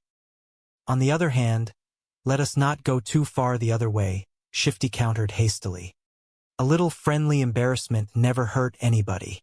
How about starting with $1 million? "Excellent," Jed nodded, touching pen to paper. "Just the right amount to get the ball rolling. That is 1, naught, naught, naught, comma, naught, naught, naught, dot, naught, naught. Boy has got a great head for ciphers, has he not?" Jed asked proudly, pointing to Jethro, who had been following the zeros with his finger. "He is a real knothead," Granny muttered, rolling her eyes. "Well, there you are, Mr. Honest John," Jed said, tearing off the check and handing it over. "I hope that primes the pump." "Beautiful," Shifty breathed, staring at the paper as if it were a holy relic. "The president will be delighted." "Are you going to show it to him?" Jed asked eagerly. "At our afternoon meeting," Shifty promised smoothly. "What time is that again, my good man?" Jed asked. 3 o'clock, Shifty answered promptly. "That will be on time," Jed nodded. "I am a busy man. You must know the president pretty good. Pals, buddies. Well, why do you not take us to the meeting with you? We would like to say howdy to him." "And he would like to say hi-dee to you," Shifty assured them. "Oh golly," Ellie Mae cheered, clapping her hands. "However, the Secret Service requires security clearance," Shifty added gravely, lowering his voice. "Will that take long?" Jed asked. Do you happen to have birth certificates, color photographs, passports, and a complete set of fingerprints with you? Shifty inquired officially. Why, no, we have not, Jed admitted, looking a bit sheepish. Well, I am afraid it will take a while, Shifty sighed sympathetically. Meantime, I will put you up at a nice, comfortable hotel. Yeah, taxi, taxi. Shifty yelled, eager to get them out of sight before anyone official noticed them. A short time later, the Clampetts were standing in the middle of a sprawling, opulent hotel suite. These are dainty fine accommodations, Mr. Honest John, Jed declared, looking around at the plush velvet curtains and crystal chandeliers. Well, thank you, Mr. Clampett, Shifty smiled. Here, let me show you something. Here you have a magnificent view over the entire city of Washington. Well, is that not pretty? Jed marveled, staring out the massive plate glass window at the gleaming monuments in the distance. Granny, believe me, Mr. Honest John is fixing us up real nice here. Eh? Well, it is all right, but it is not like staying at the White House, Granny complained, crossing her arms and looking entirely unimpressed by the luxury. Sure is not, Jethro agreed, patting his stomach. They got a kitchen over there where a fellow can get a snack when he is hungry. Are we not going to get to stay at the White House at all? Ellie Mae, do not pay no attention to him, Mr. Honest John, Jed apologized softly. He is acting awful pushy. Not at all, Shifty waved the apology away generously. As soon as I have straightened out the matter of security clearance, I am sure the president and his wife will issue you a formal invitation. Oh boy, Jethro shouted happily. Well, you tell them that they are not taking in a family of freeloaders, Granny insisted fiercely. We will pitch in and help with the housework and the chores. I will make that matter crystal clear to him, Shifty promised with absolute sincerity. We are glad of life to you, Jed smiled warmly. Glad to do it. See you later, friends, Shifty said, slipping out the door and closing it quietly behind him. Chapter 7 The Princess Sitting Hawk. Shifty practically sprinted back to the Clampett mansion. The family was gathered around the driveway. Jethro had just returned from a test drive that went no further than the end of the very long extension cord. Jethro, I just talked to the president, Jed informed his nephew. And we will not be driving to Washington in your electric car. Just as well, Uncle Jed, Jethro admitted cheerfully. I never found an extension cord long enough to get us there. Suddenly, a white delivery truck pulled up the long, winding driveway. A man wearing a crisp white uniform stepped out, carrying a wire basket filled with glass bottles. Watch this, Jed whispered to the family. Do not leave no milk for a spell. We are going to Washington, Granny. Yes? Well, you are going to Washington, the milkman said politely, placing the bottles on the porch. We are?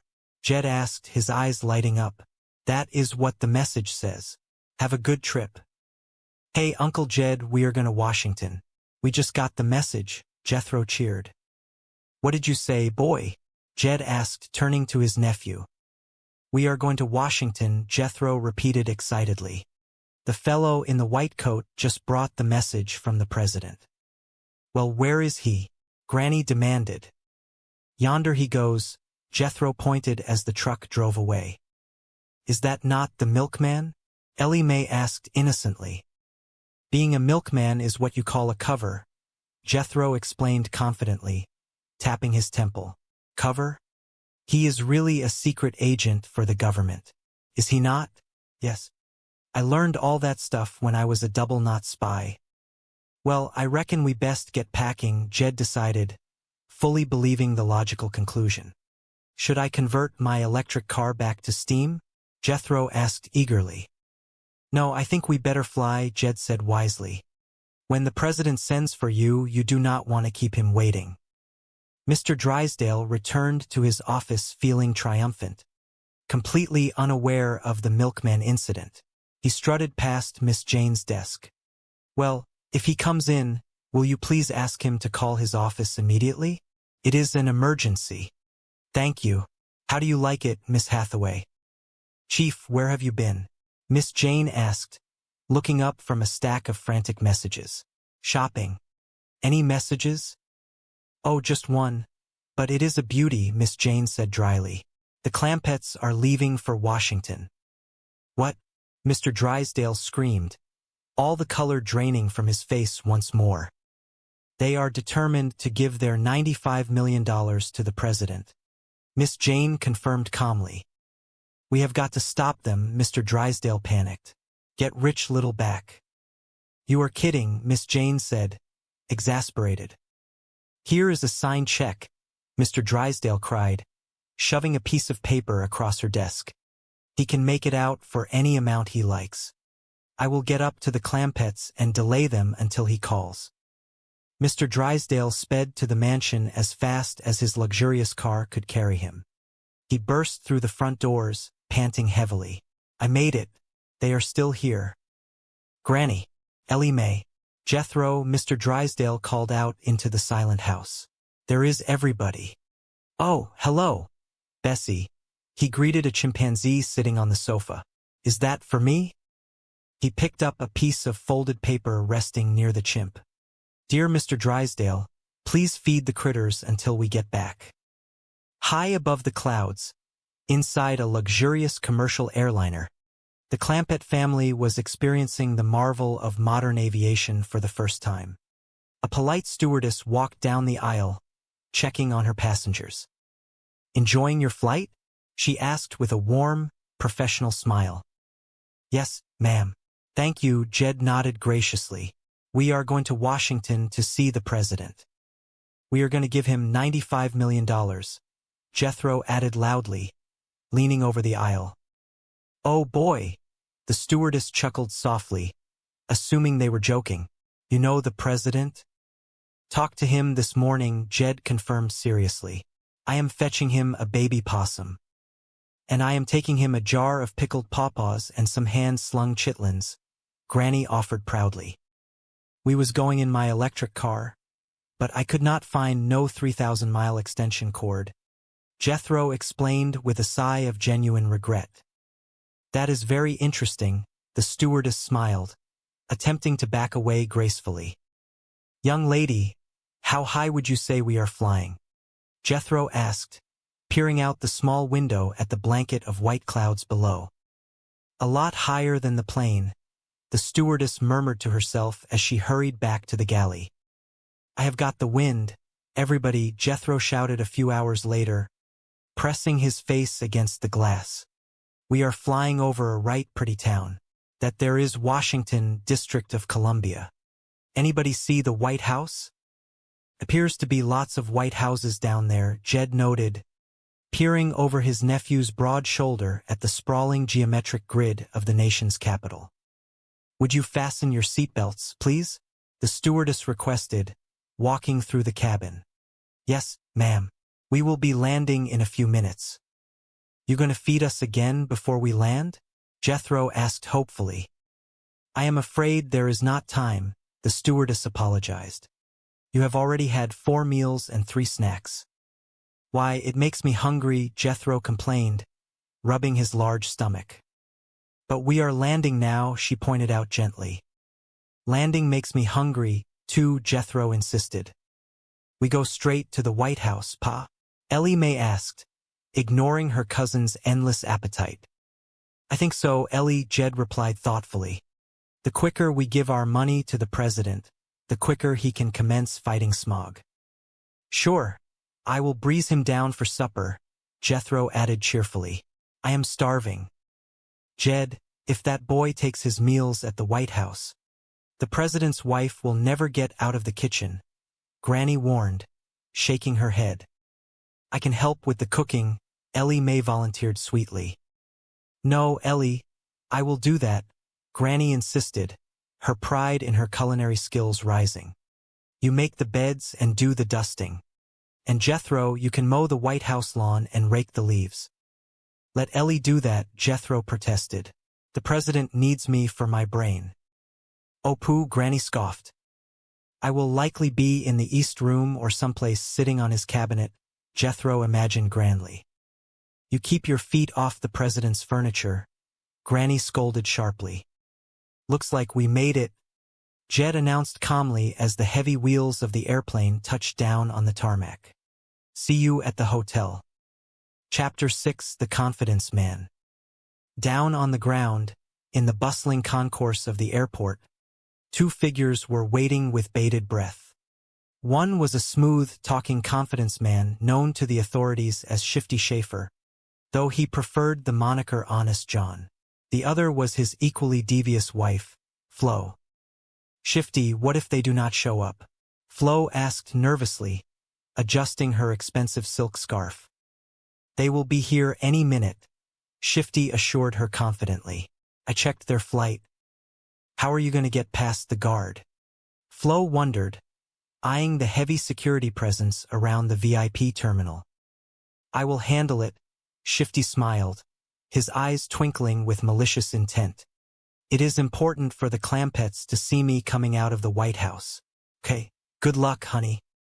Shifty marched purposefully toward the heavy iron gates of a restricted administrative building, projecting an aura of immense authority. He flashed a counterfeit badge with a practiced flick of his wrist. Jaffa, Federal Bureau of Investigation. Hold it, the stern-faced guard demanded, stepping into his path. What is it? What? The president is waiting, Shifty barked, feigning deep irritation. What is it?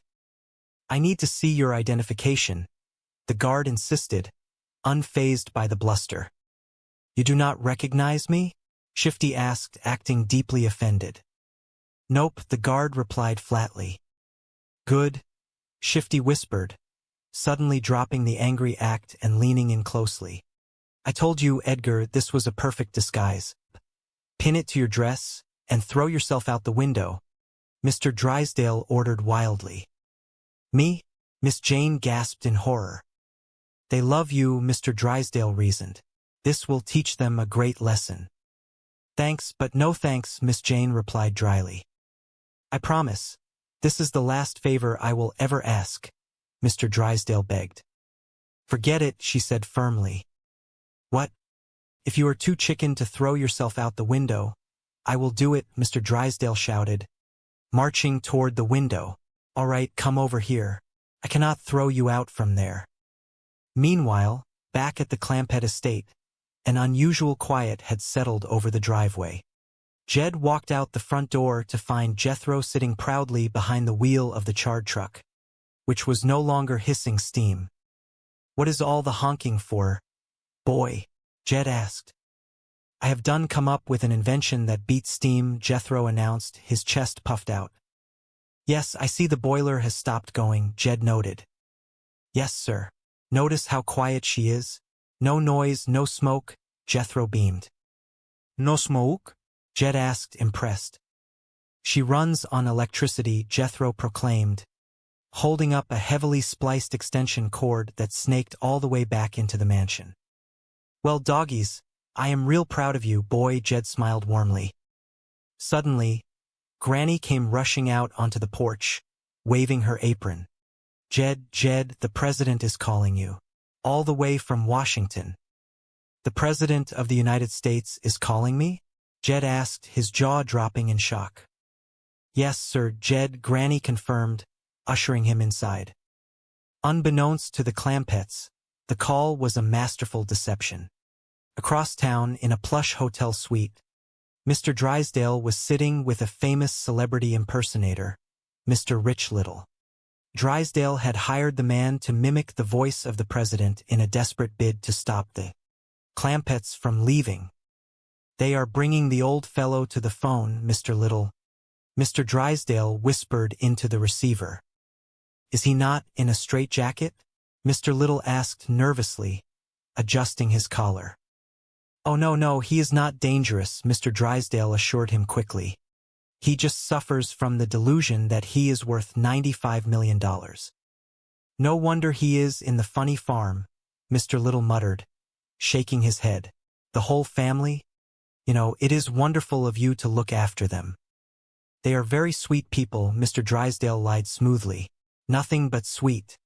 Hurry, Dan, do not keep them waiting.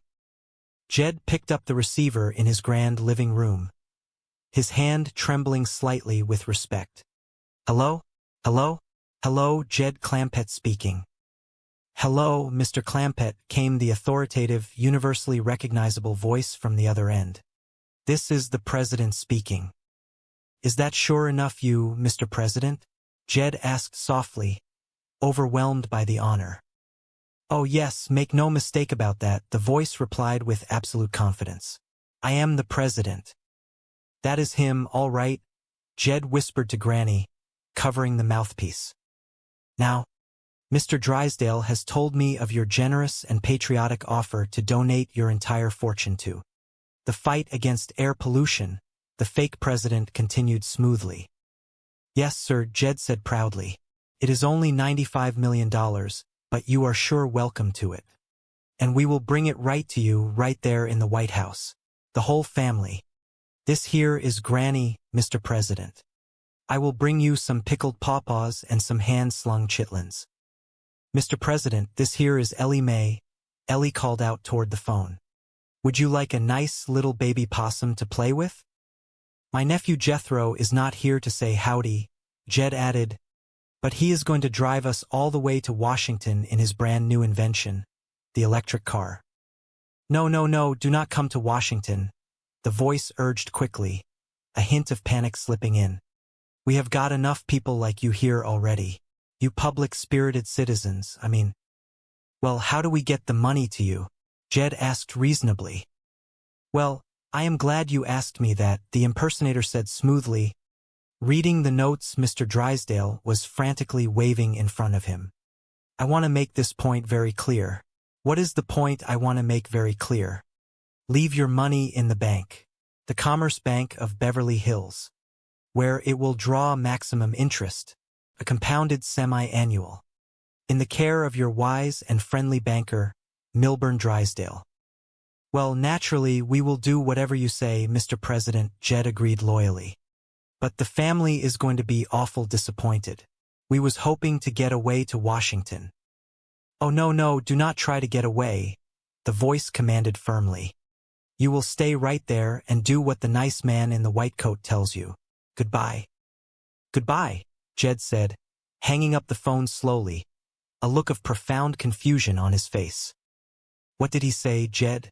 Granny asked eagerly, leaning forward. He said he does not want us to come to Washington right now, Jed explained, scratching his head. Well, what are we supposed to do, Pa?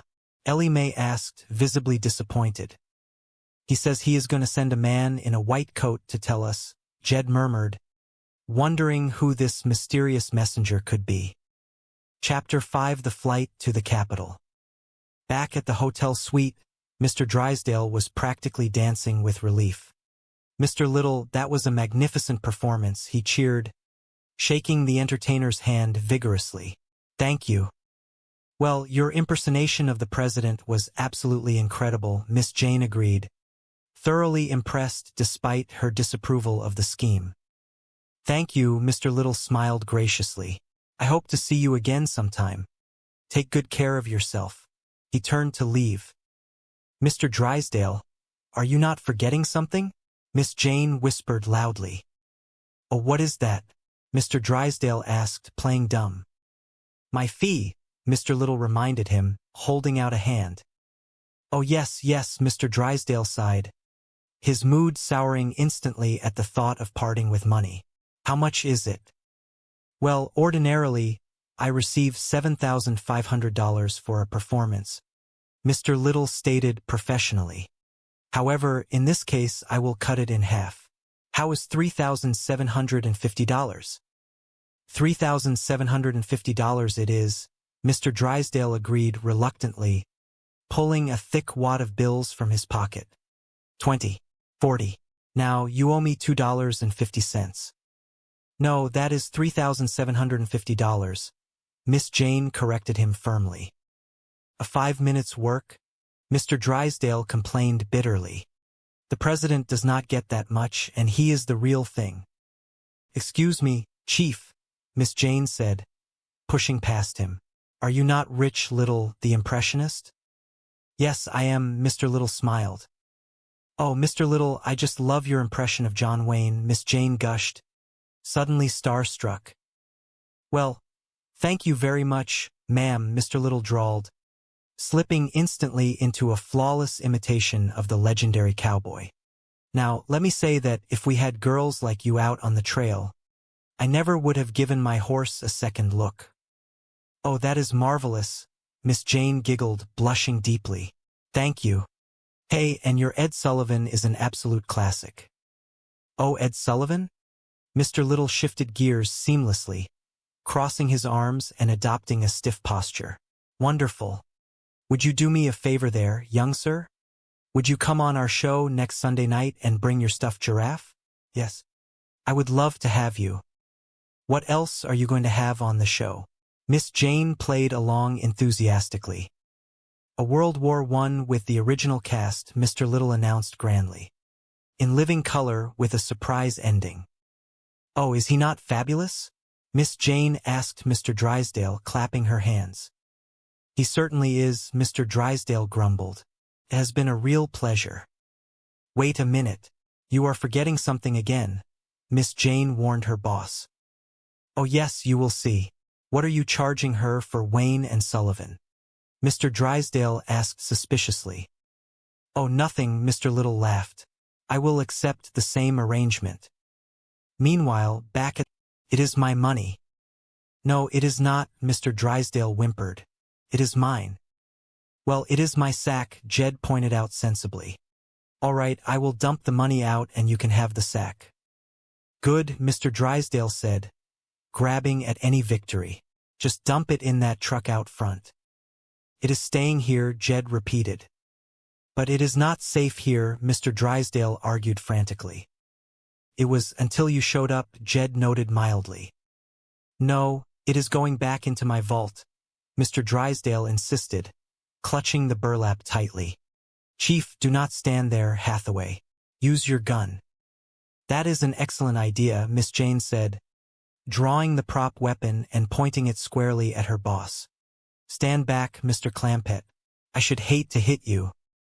You traitor, Mr. Drysdale gasped, utterly betrayed.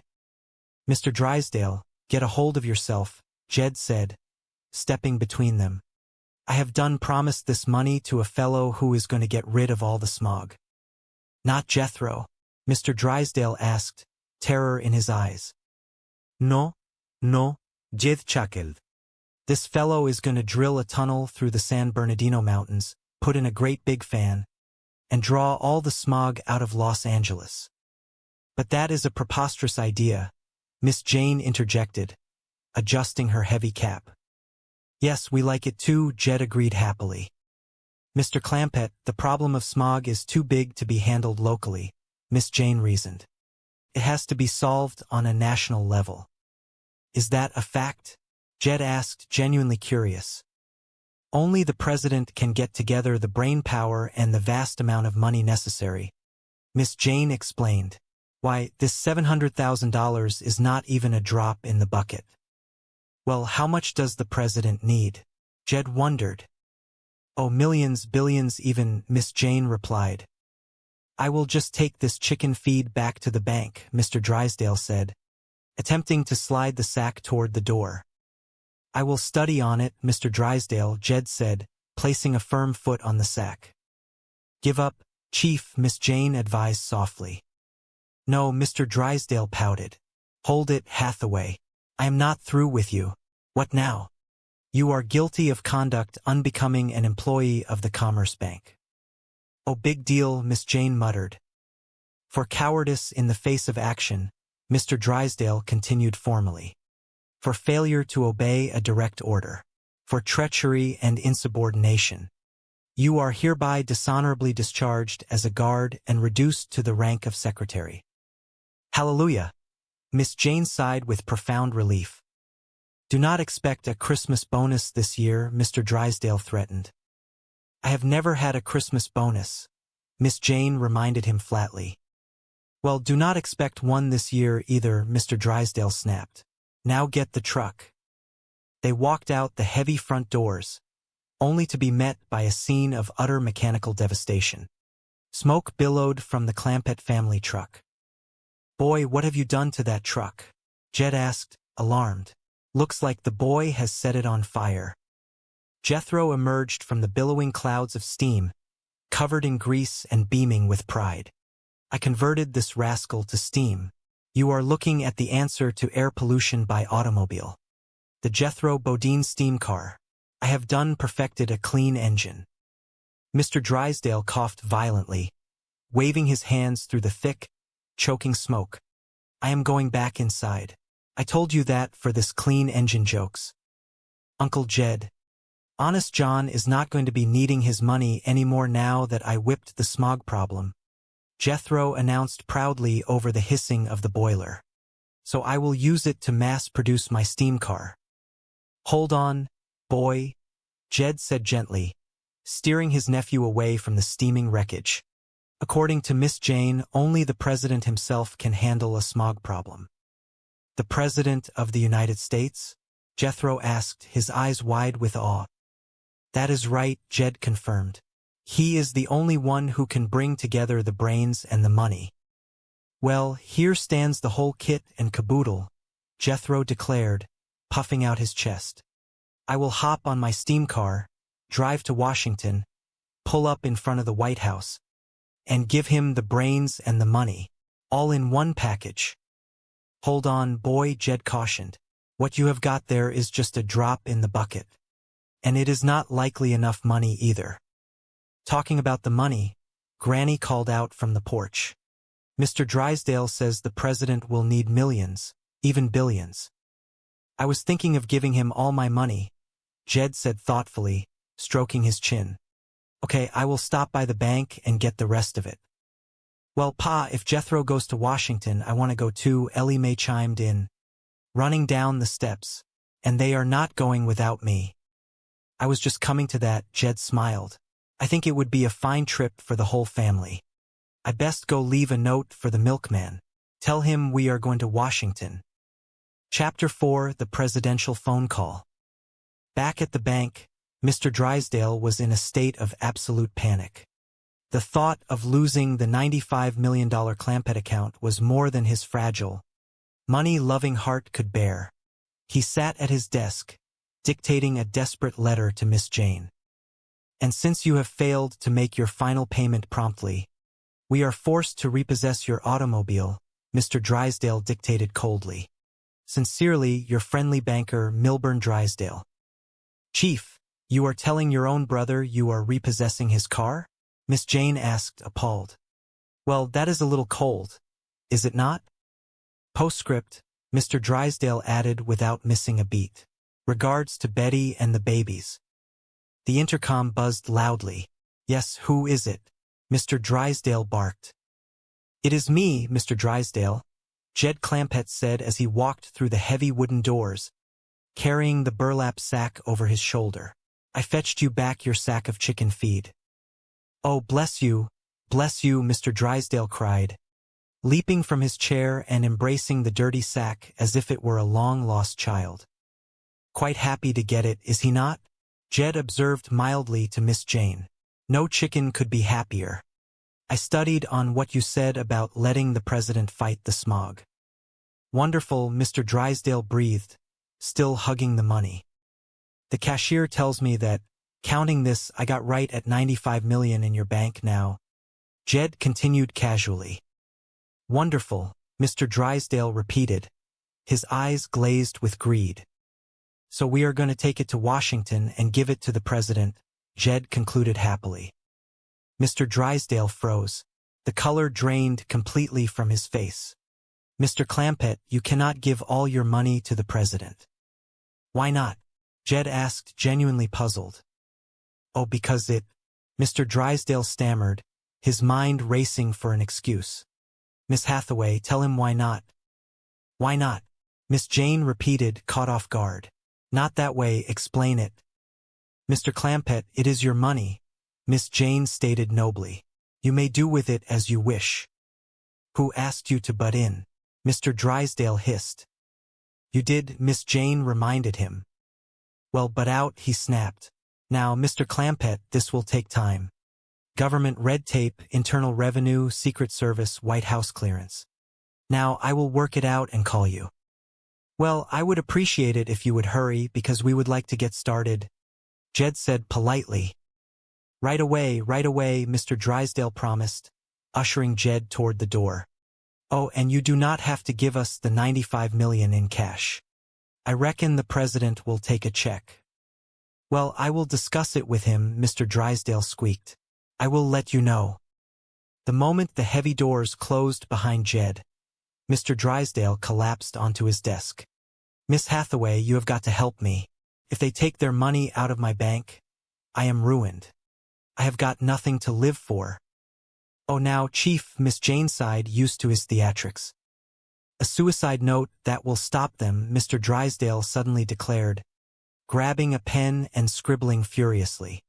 Here, take this, Mr. Clampett, because you are withdrawing your money. My death is on your hands. Chief, no, Miss Jane pleaded. Now, tie that up.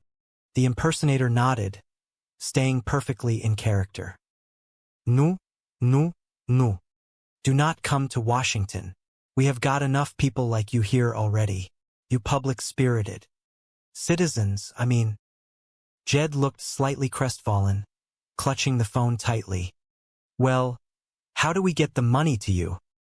Well, I am glad you asked me that. I want to make this point very clear. The voice commanded gently. What is the point you want to make very clear? Jed asked, leaning in close. Leave your money in the bank. The Commerce Bank of Beverly Hills, Mr. Drysdale hissed loudly into the actor's ear. The Commerce Bank of Beverly Hills, the actor repeated seamlessly. Where it will draw maximum interest, compounded semi-annually, in the care of your wise and friendly banker, Milburn Drysdale.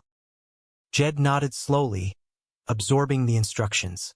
Well, naturally, we will do whatever you say, Mr. President. But the family is going to be awful disappointed. We were hoping to get away to Washington.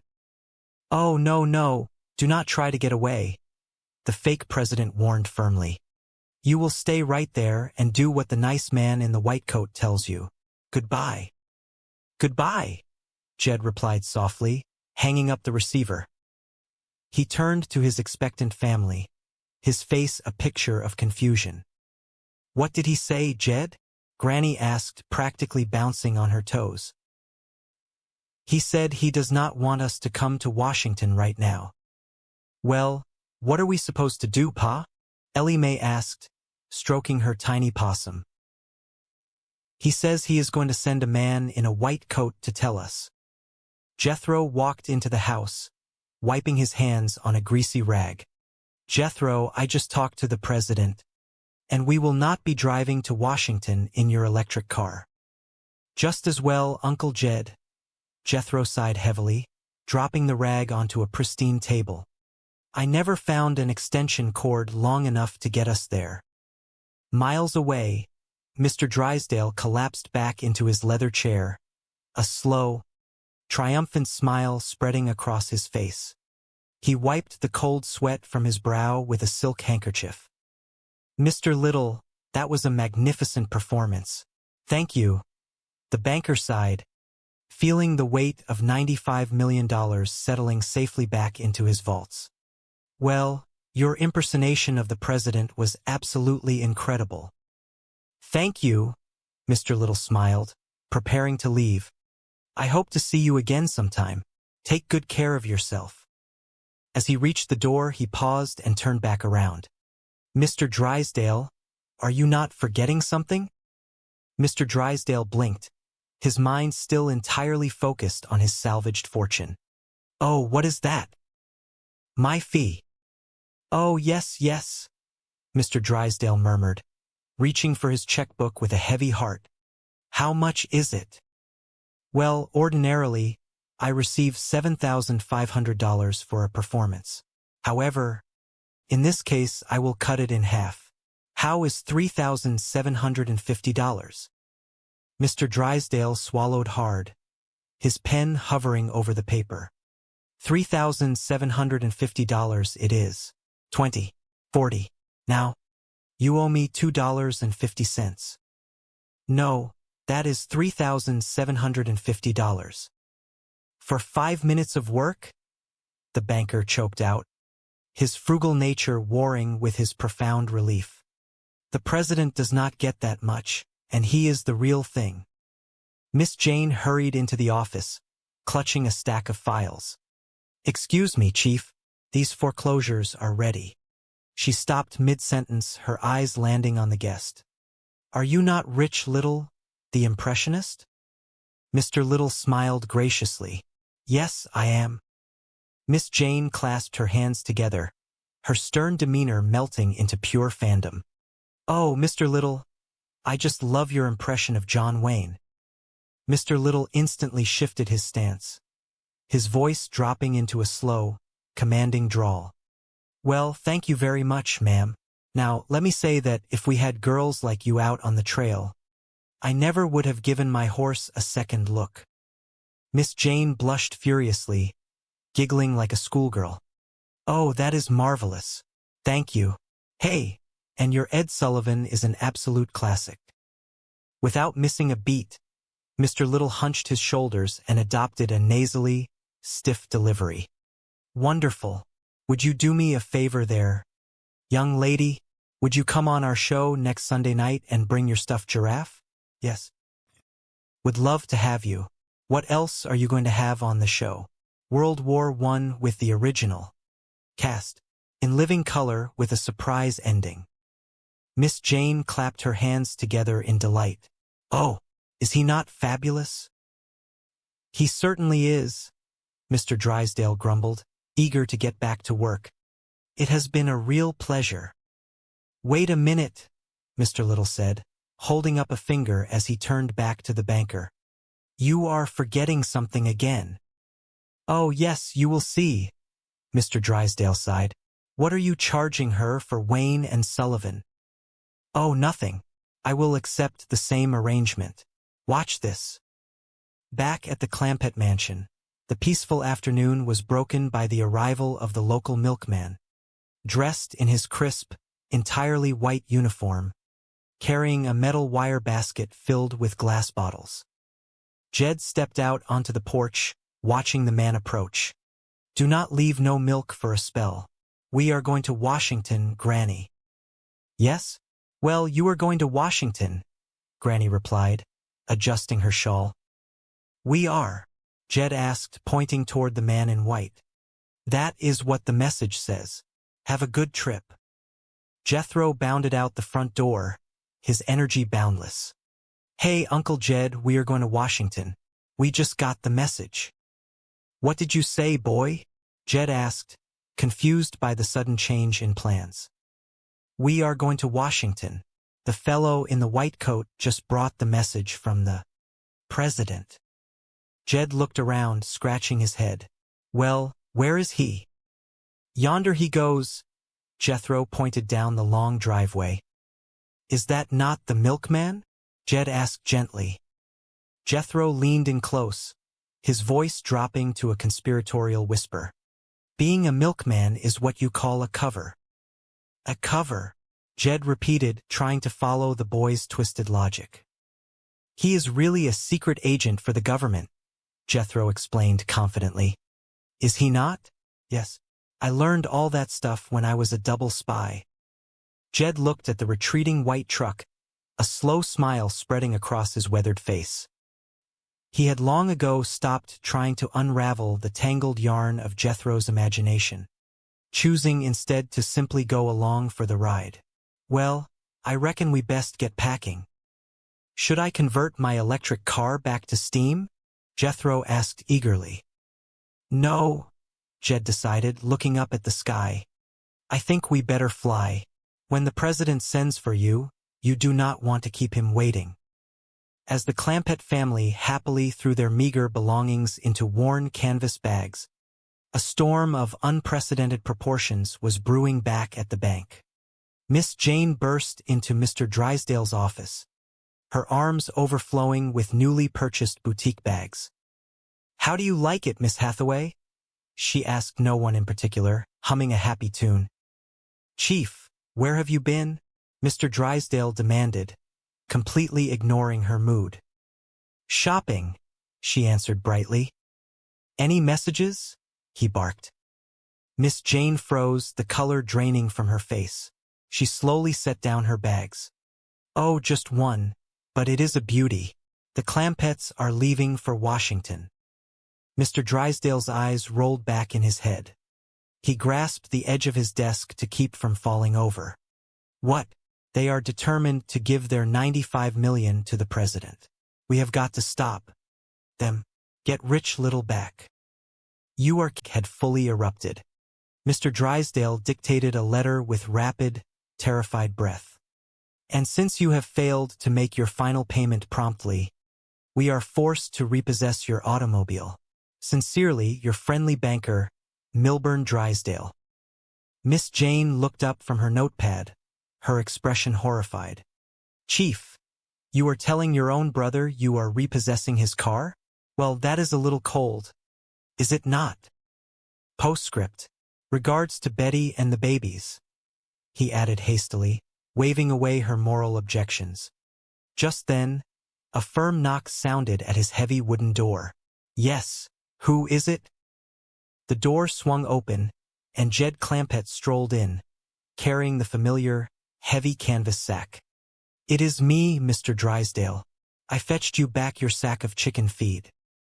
Mr. Drysdale practically threw himself across the desk, clutching the sack to his chest. Oh, bless you, bless you. Quite happy to get it, is he not? Jed remarked to Miss Jane, chuckling softly.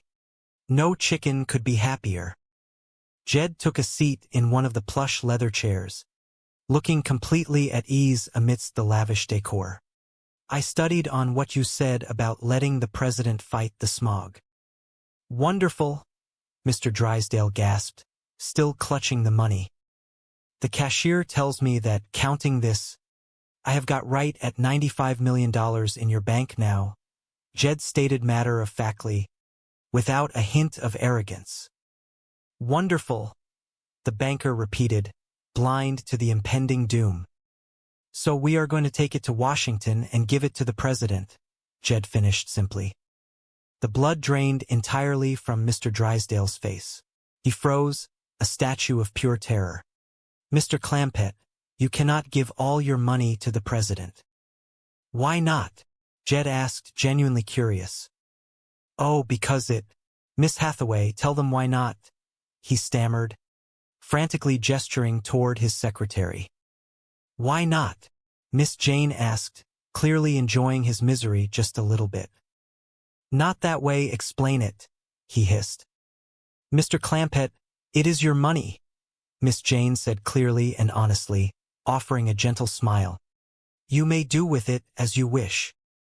Who asked you to butt in? Mr. Drysdale yelled. You did, she replied perfectly calmly. Well, but out, he groaned. He turned back to Jed, forcing a desperate, artificial smile onto his face. Now, Mr. Clampett, this will take time.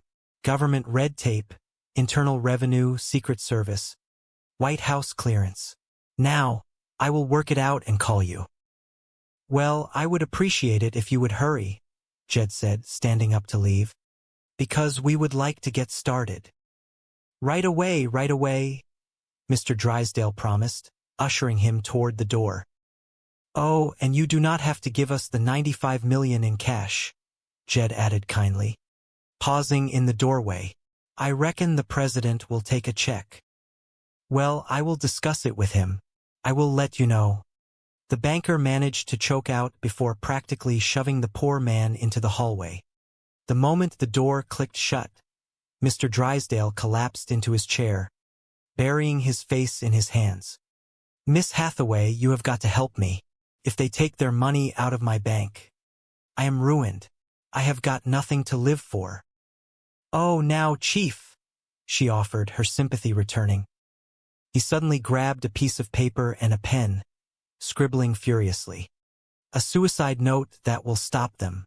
Here, take this. Read it, Mr. Clampett. Because you are withdrawing your money, my death is on your hands. Chief, no.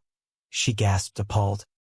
Now, tie that up, pin it to your dress, and throw yourself out the window, he ordered, pointing a trembling finger toward the glass overlooking the busy street below. Me? She shouted. They love you. This will teach them a great lesson. Thanks, but no thanks, she scoffed, crossing her arms tightly.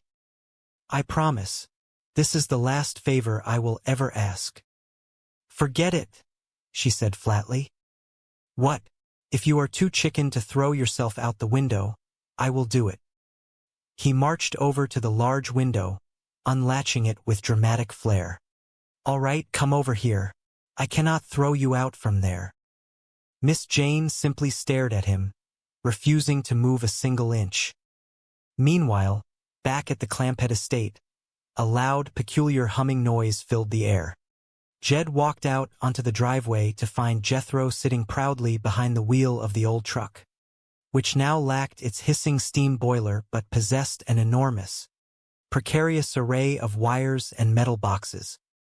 What is all the honking for, boy? Jed asked, approaching carefully. I have come up with an invention that beats steam, Jethro announced. His chest puffed out so far he looked ready to burst. Yes, I see the boiler is gone, Jed observed. Yes, sir. Notice how quiet she is? No noise, no smoke. No smoke, Jed repeated, mildly impressed. She runs on electricity, Jethro explained brightly. Well, doggy, I am real proud of you, boy, Jed smiled. Their peaceful moment was interrupted by Ellie Mae running out of the house, waving her arms wildly. Pa, the president is calling you, all the way from Washington. Jed stopped dead in his tracks, his eyes widening. The president of the United States is calling me? Yes, sir, Pa. Back in the frantic confines of the bank, Mr. Drysdale huddled around his telephone, listening to a man wearing a crisp suit and a mischievous grin. This was not the president, but an incredibly talented impersonator hired in a moment of sheer panic. They are bringing the old fellow to the phone, Mr. Little. Mr. Drysdale whispered nervously to the actor. Is he not in a straitjacket? Oh, no, he is not dangerous, Mr. Drysdale assured him, weaving his desperate lie. He just suffers from the delusion that he is worth $95 million. No wonder he is in the funny farm, the actor remarked, adjusting his tie. The whole family, you know. It is wonderful of you to look after them. They are very sweet people. Nothing but sweet. Hurry. Dan, do not keep them waiting. Through the receiver, Jethro's booming voice suddenly echoed in the bank office. Hey, tell them about my electric car. Then, Jed's slow, respectful voice came through the line. Hello? Jed Clampett speaking. The actor took a deep breath, instantly transforming his posture and tone to perfectly match the distinguished cadence of the nation's leader. Hello, Mr. Clampett. This is the president speaking. Jed stood a little taller in his living room, removing his worn hat out of pure respect for the voice on the other end. Is that sure enough you, Mr. President? Oh, yes, make no mistake about that. I am the president. The voice resonated with majestic authority. That is him, all right, Jed whispered to Granny, who stood beside him, her eyes wide with patriotic awe. Now, Mr. Drysdale has told me of your generous and patriotic offer to donate your entire fortune to the fight against air pollution. The faux president continued smoothly. Yes, sir, it is only $95 million, but you are sure welcome to it. Jed offered with absolute, heartfelt sincerity. And we will bring it right to you right there in the White House. The whole family. Jed proudly listed his kin. This here is Granny, Mr. President. I will bring you some pickled pawpaws and some hand-slung chickens. Mr. President, this here is Ellie Mae. Would you like a nice little baby possum to play with? My nephew Jethro is not here to say howdy, But he is going to drive us all the way to Washington in his brand new invention, the electric car. Mr. Drysdale wildly waved his hands at the actor, his face twisted in panic. They had left the mountains as mountaineers, and they were returning as citizens of the world, their perspectives broadened and their hearts enriched. As the familiar silhouette of the hills rose up to meet them, they felt a sense of homecoming that was deeper than anything they had ever known. They were back, but they were changed. They were the same people, and yet they were not. They had grown, they had learned, and they had discovered that the mountains were not just a place to live. They were a place to draw strength from as they continued their journey through life. The cabin was waiting for them, the fire in the hearth ready to be lit, the world quiet and peaceful. As they stepped out of the truck, the smell of the earth, the rustle of the leaves, and the sound of the wind in the trees welcomed them home.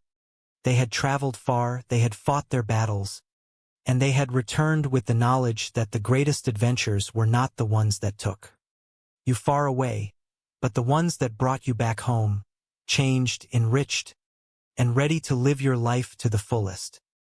Jed sat down on the porch and picked up his piece of hickory and his knife. The familiar rhythm began again, a steady, soothing sound that connected him to the earth. The smog was still out there, the world was still complex, and the challenges were still many. But as he looked out over the valley, he knew that they would be ready for whatever came next. Because they were the Clampetts, and they had learned that as long as they had each other, and as long as they had the truth in their hearts, they were capable of anything. And so, the story of the family from the hills continued, a quiet, steady rhythm in the heart of the world, a testament to the fact that goodness, like the air we breathe, is something that must be nurtured, protected, and shared, one day at a time, with all the love and the wisdom that one family can hold. Life back in the mountains resumed its natural, steady pace, though it was imbued with a new sense of perspective. The woods, once just a backdrop, now seemed to hold the stories of their journey, each tree and stone a reminder of the lessons learned and the challenges overcome. The neighbors who came by to welcome them back were eager to hear tales of the capital, and Jed, with his soft, humble manner, would regale them with stories of the people he had met and the places he had seen, always ensuring that the focus remained on the spirit of the endeavor rather than the scale of the achievement. Granny took up her daily chores with renewed energy, her presence in the kitchen a testament to the simple joys that define their life. She shared the knowledge she had gained about the importance of community and the value of a helping hand, inspiring others to think about their own contributions to the well-being of the mountains. Ellie Mae's critters were more than just pets. They were now a part of a larger purpose, a reminder of the delicate balance of life that she had fought to protect, even in the heart of the city. Jethro, too, remained committed to his studies. He had set up a small workshop in the shed, where he continued to experiment with electricity, driven by the desire to bring modern knowledge to the service of their mountain community. He was the bridge between the old ways and the new, a young man who understood that progress did not have to mean the loss of their heritage. The impact they had made did not fade away. Letters arrived from Washington, updates on the initiatives they had helped start, and reports of the progress being made in the fight against smog. They were no longer just observers of history. They were participants in it, their lives woven into the larger fabric of the nation. It was a realization that brought them a profound sense of purpose, a reason to wake up each morning with a smile on their faces and a heart full of hope. The mountain air seemed clearer, the forests a little greener, and the spirit of the people a little brighter. It was as if their presence had acted as a catalyst, an awakening that resonated far beyond the boundaries of their own home. They had taught their neighbors, and in turn they had been taught by them, a reciprocal exchange of wisdom that strengthened the bond of their community. One evening, as the sun set in a symphony of colors, Jed sat on his porch, his piece of hickory long since finished, a beautifully whittled bird held in his hands. He watched as the stars began to poke through the deepening blue of the sky, each one a distant, guiding light. He realized that the journey they had taken was not a conclusion, but a beginning. It was a starting point for all the things they were yet to achieve, for all the ways they could continue to serve, and for all the goodness they could bring into the world. The world was changing, yes, but the values that anchored them remained constant. The importance of family, the necessity of hard work, the power of honesty, and the beauty of nature. These were the pillars upon which they built their lives, the foundation that allowed them to stand tall, no matter where they found themselves in the world. As they drifted off to sleep, they were a family at peace, a family that had found its place and its purpose.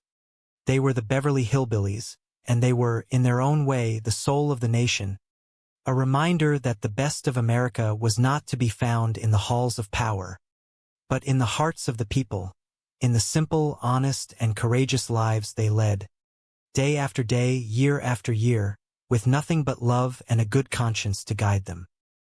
The seasons turned, winter giving way to spring, and the mountains burst into life once again. The cycle of the year was a rhythm they understood, a reminder of the eternal promise of renewal. They were part of this cycle, a part of the unfolding story of the world, and they were content to live it, to breathe it, and to be a part of it, always, with the simple wisdom of those who know that the journey is the reward. And so, their life in the mountains continued, a testament to the enduring power of faith, the importance of family, and the beauty of a life lived with purpose. They were an inspiration to all who knew them, a light in the dark, and a hope for the future. A family whose story would continue to be told, long after the mountains had faded from sight. A story of a poor mountaineer who found his way into the heart of the world, and in doing so, found his way into the hearts of all who sought to live with kindness, honesty, and grace. The legacy of the Clampetts grew with each passing year. Their journey was no longer just a memory. It was a blueprint, a source of inspiration for countless others who dreamt of making a difference in the world. They had proven that you didn't have to be a person of great wealth or immense influence to change the course of history. You only needed to be a person of great heart and unshakable conviction. Their story had become a part of the cultural landscape, a legend whispered in the halls of power and shouted from the tops of the mountains. It was a story that reminded people that no matter how far we traveled from our roots, the values that truly mattered were the ones we carried with us.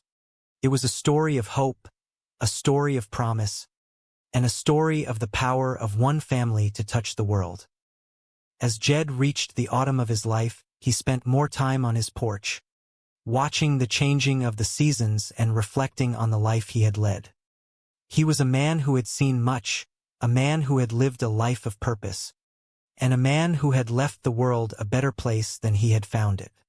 He was a man at peace, a man who knew that his time had been well spent, and that the story he had begun would continue, long after he was gone. The cabin was full of life, with new generations carrying on the traditions of the family. The values they had held were being passed down, ensuring that the legacy of the Clampetts would live on, a living, breathing testament to the power of a family built on love and integrity.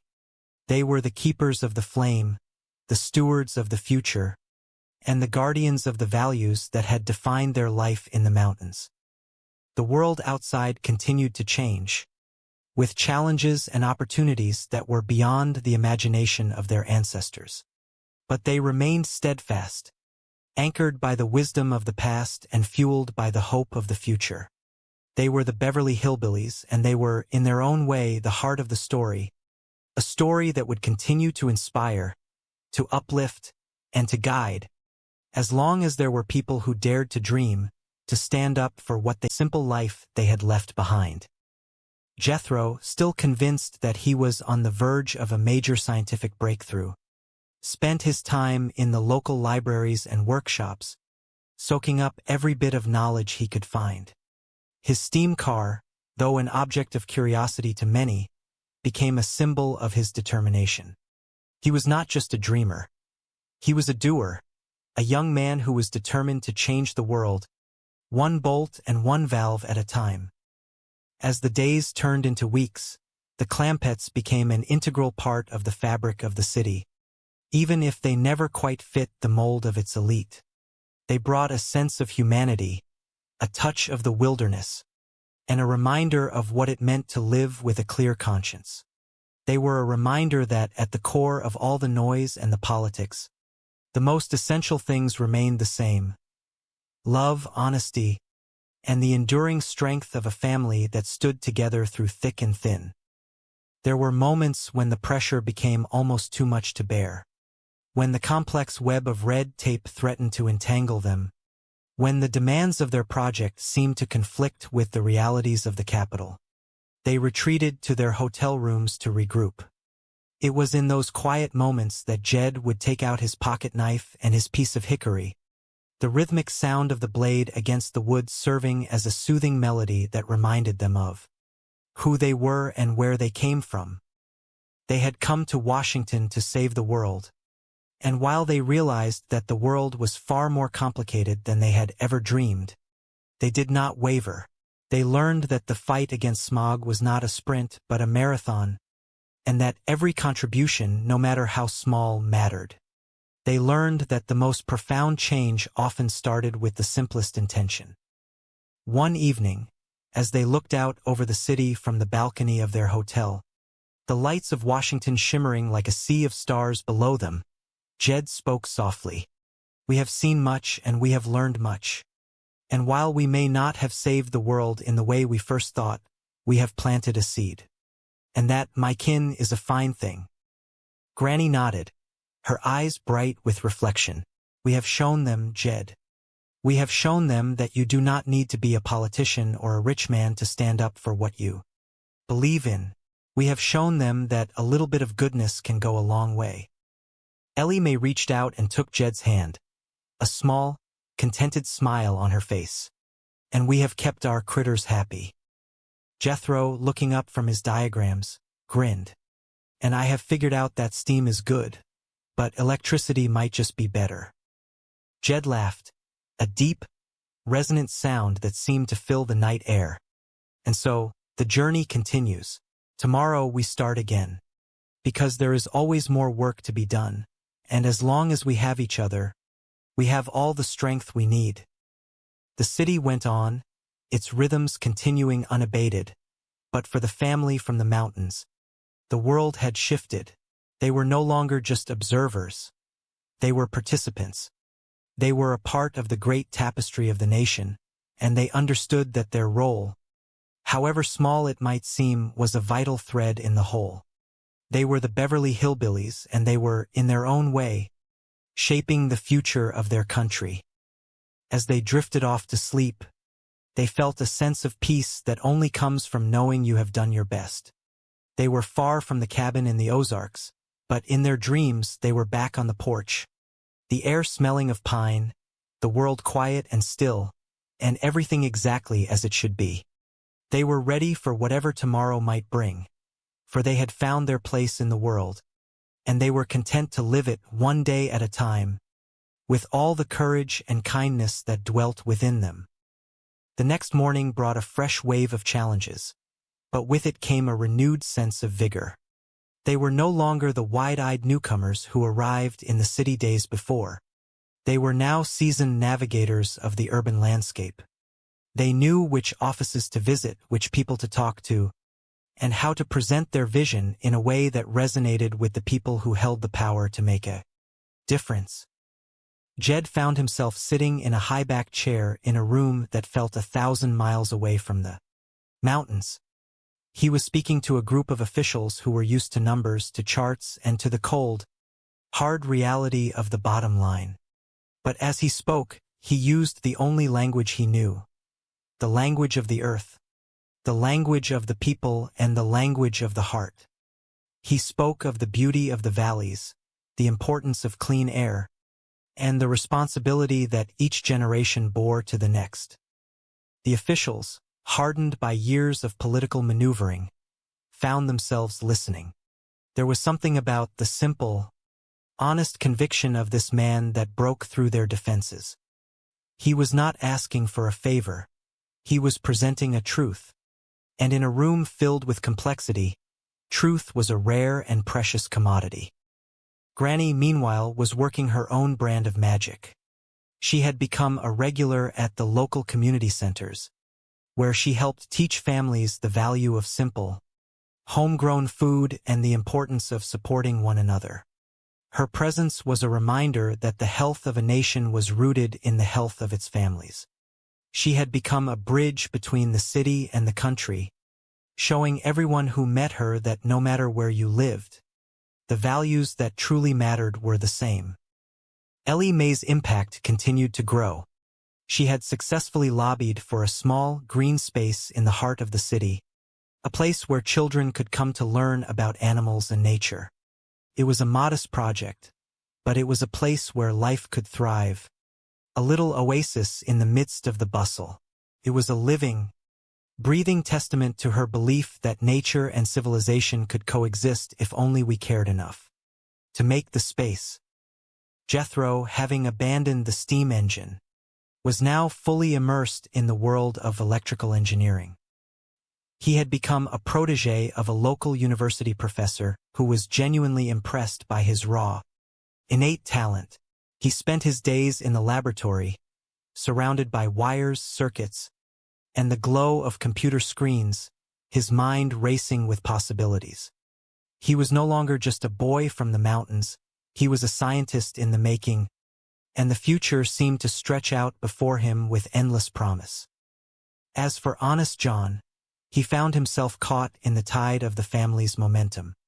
He had started with selfish intentions, but the genuine goodness of the Clampetts had a way of wearing down even the most hardened of schemers. He found himself acting in ways he never would have imagined, driven not by the lure of profit, but by the infectious enthusiasm of his kin. He was, in a very real sense, being transformed by the very people he had set out to exploit. The story of the Clampetts became the story of the city itself, a story of transformation, of growth, and of the enduring power of the human spirit. They had come to Washington with a simple mission, and they ended up leaving a legacy that reached far beyond anything they had ever anticipated. They had touched lives, they had opened doors, and they had reminded a nation that the most important progress often happened in the quietest, most unexpected ways. When they finally decided that it was time to return to their home in the mountains, there was a sense of accomplishment that was palpable. They had done what they came to do and more. They had seen the world, and they had seen how they could change it. But as they packed their things, there was also a sense of longing for the familiar, for the rhythm of the life they knew. Jed stood on the balcony one last time, looking out over the city. It was a vast, complex, and beautiful place, and it had been a part of their journey. But it was not their home.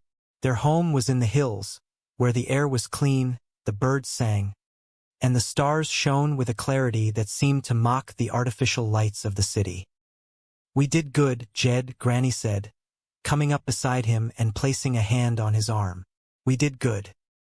"Yes, Granny," Jed replied, his eyes reflecting the soft glow of the city lights one last time. "We did good."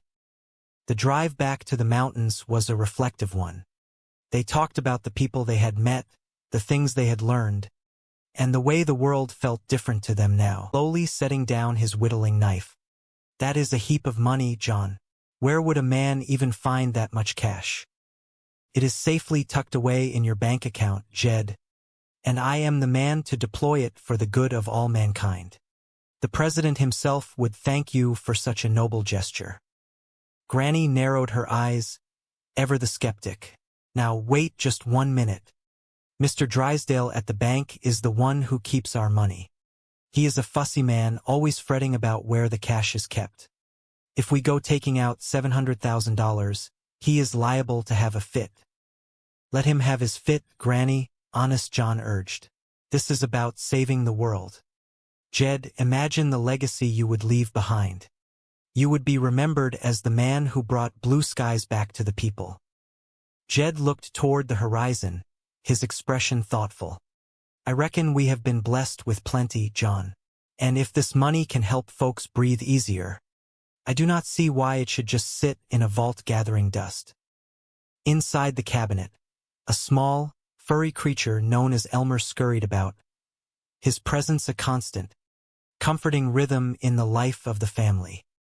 He was, as Jed often said, a handy little critter. Jethro, ever eager to please, took the idea of helping to heart. He decided right then and there that he would lend his own unique genius to the cause. He retreated to the kitchen, determined to invent something that would revolutionize travel and put an end to the smog forever.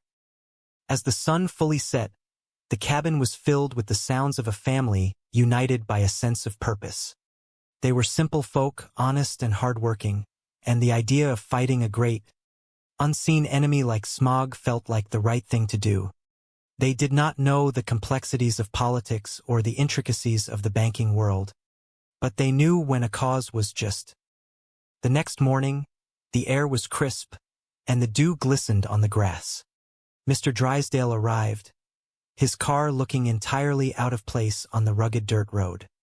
He was a man who thrived on order, numbers, and the cold comfort of his bank vault. He had heard whispers of the family's intention, and he was there to put a stop to it. Jed Clampett, he exclaimed, stepping out of the car, you cannot simply hand over that kind of money to someone like Honest John.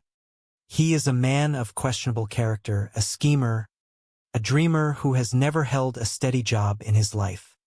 That money belongs in the secure hands of the Commerce Bank. Jed smiled gently, his composure unshaken. Mr. Drysdale, John is my kin, and he is a man with a vision. He says he wants to clear the air, and I aim to give him the chance to do it. A promise is a promise, and I have given him my word. Mr. Drysdale looked as if he might faint. It is not just about the money, Jed. It is about the principle. This country is built on the foundation of sound financial management. You are talking about throwing away a fortune on a fool's errand. Granny stepped forward, her hands on her hips. Now, you listen here, Mr. Drysdale. If Jed says he is going to help fight the smog, then that is what he is going to do. We may be mountaineers, but we know a noble cause when we see one. Mr. Drysdale sighed, realizing that he was fighting a losing battle. He looked at Jethro, who was currently tinkering with a pile of scrap metal and a large, rusted boiler, and shook his head in disbelief. It was hopeless. The family was determined, and their simple, unwavering resolve was a force that even the most powerful banker could not easily turn aside. Days passed, and the project moved forward with a momentum of its own. Jethro's invention began to take shape, a clanking, steaming monstrosity that he insisted was the future of transportation. He called it the Jethro Bourdain steam car.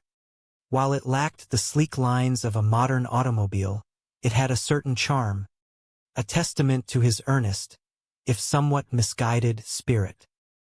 The entire family felt the stirrings of adventure. They were going to do something important. They were going to help the president, meet the movers and shakers of the world, and make a real difference for a group of people who had spent their lives close to the earth.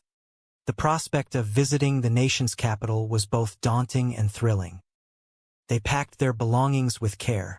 Granny ensured that her best recipes were included, and Ellie Mae made sure her favorite little critters had everything they needed.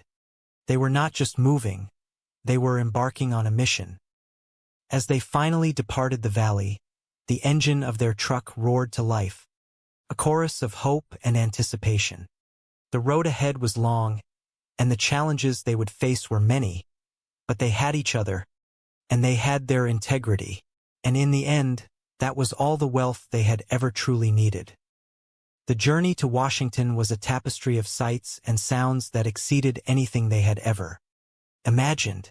The vast highways, the bustling cities, and the shifting landscapes of the countryside served as a backdrop for their shared dreams. Jed, ever the observant traveler, looked out the window at the changing world, his heart full of a quiet, steady pride. When they finally arrived in the city, the sheer scale of the buildings and the intensity of the activity left them momentarily speechless. Washington was a place of power, a place where the history of their great nation was written in stone and steel. As they navigated the streets, Jethro was at the wheel of his steam car, beaming with the pride of a pioneer who had finally reached the promised land. They were a family from the mountains, but they were ready to leave their mark on the world. They were the Clampetts, and they had come to fight for the future. With every step they took toward the heart of the capital, they carried with them the spirit of their home, a spirit that was resilient, kind, and always ready to lend a helping hand. And though they knew not what lay ahead, they moved forward with the certainty of those who know that no matter how far they traveled, the most important things in life were always the ones they carried within their own hearts. As they stood before the imposing silhouette of the monuments that defined the city, Jed looked at his family, at Granny's stubborn strength, Ellie Mae's compassionate nature, and Jethro's boundless, if eccentric, enthusiasm. He realized that the battle against smog was not merely about technology or money. It was about the people who cared enough to try. And for a man who had spent his life watching the seasons change from the porch of his cabin, that was a realization worth more than all the gold in the world. They were ready. The mission had begun.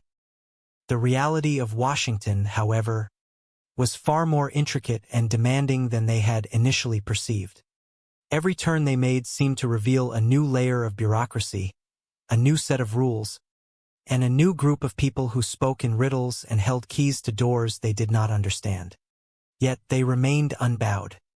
They moved through the grand halls of the city with the simple grace of those who have nothing to hide and everything to give. One afternoon, standing near the edge of a bustling park, they found themselves approached by a man who looked like he had stepped right out of a history book.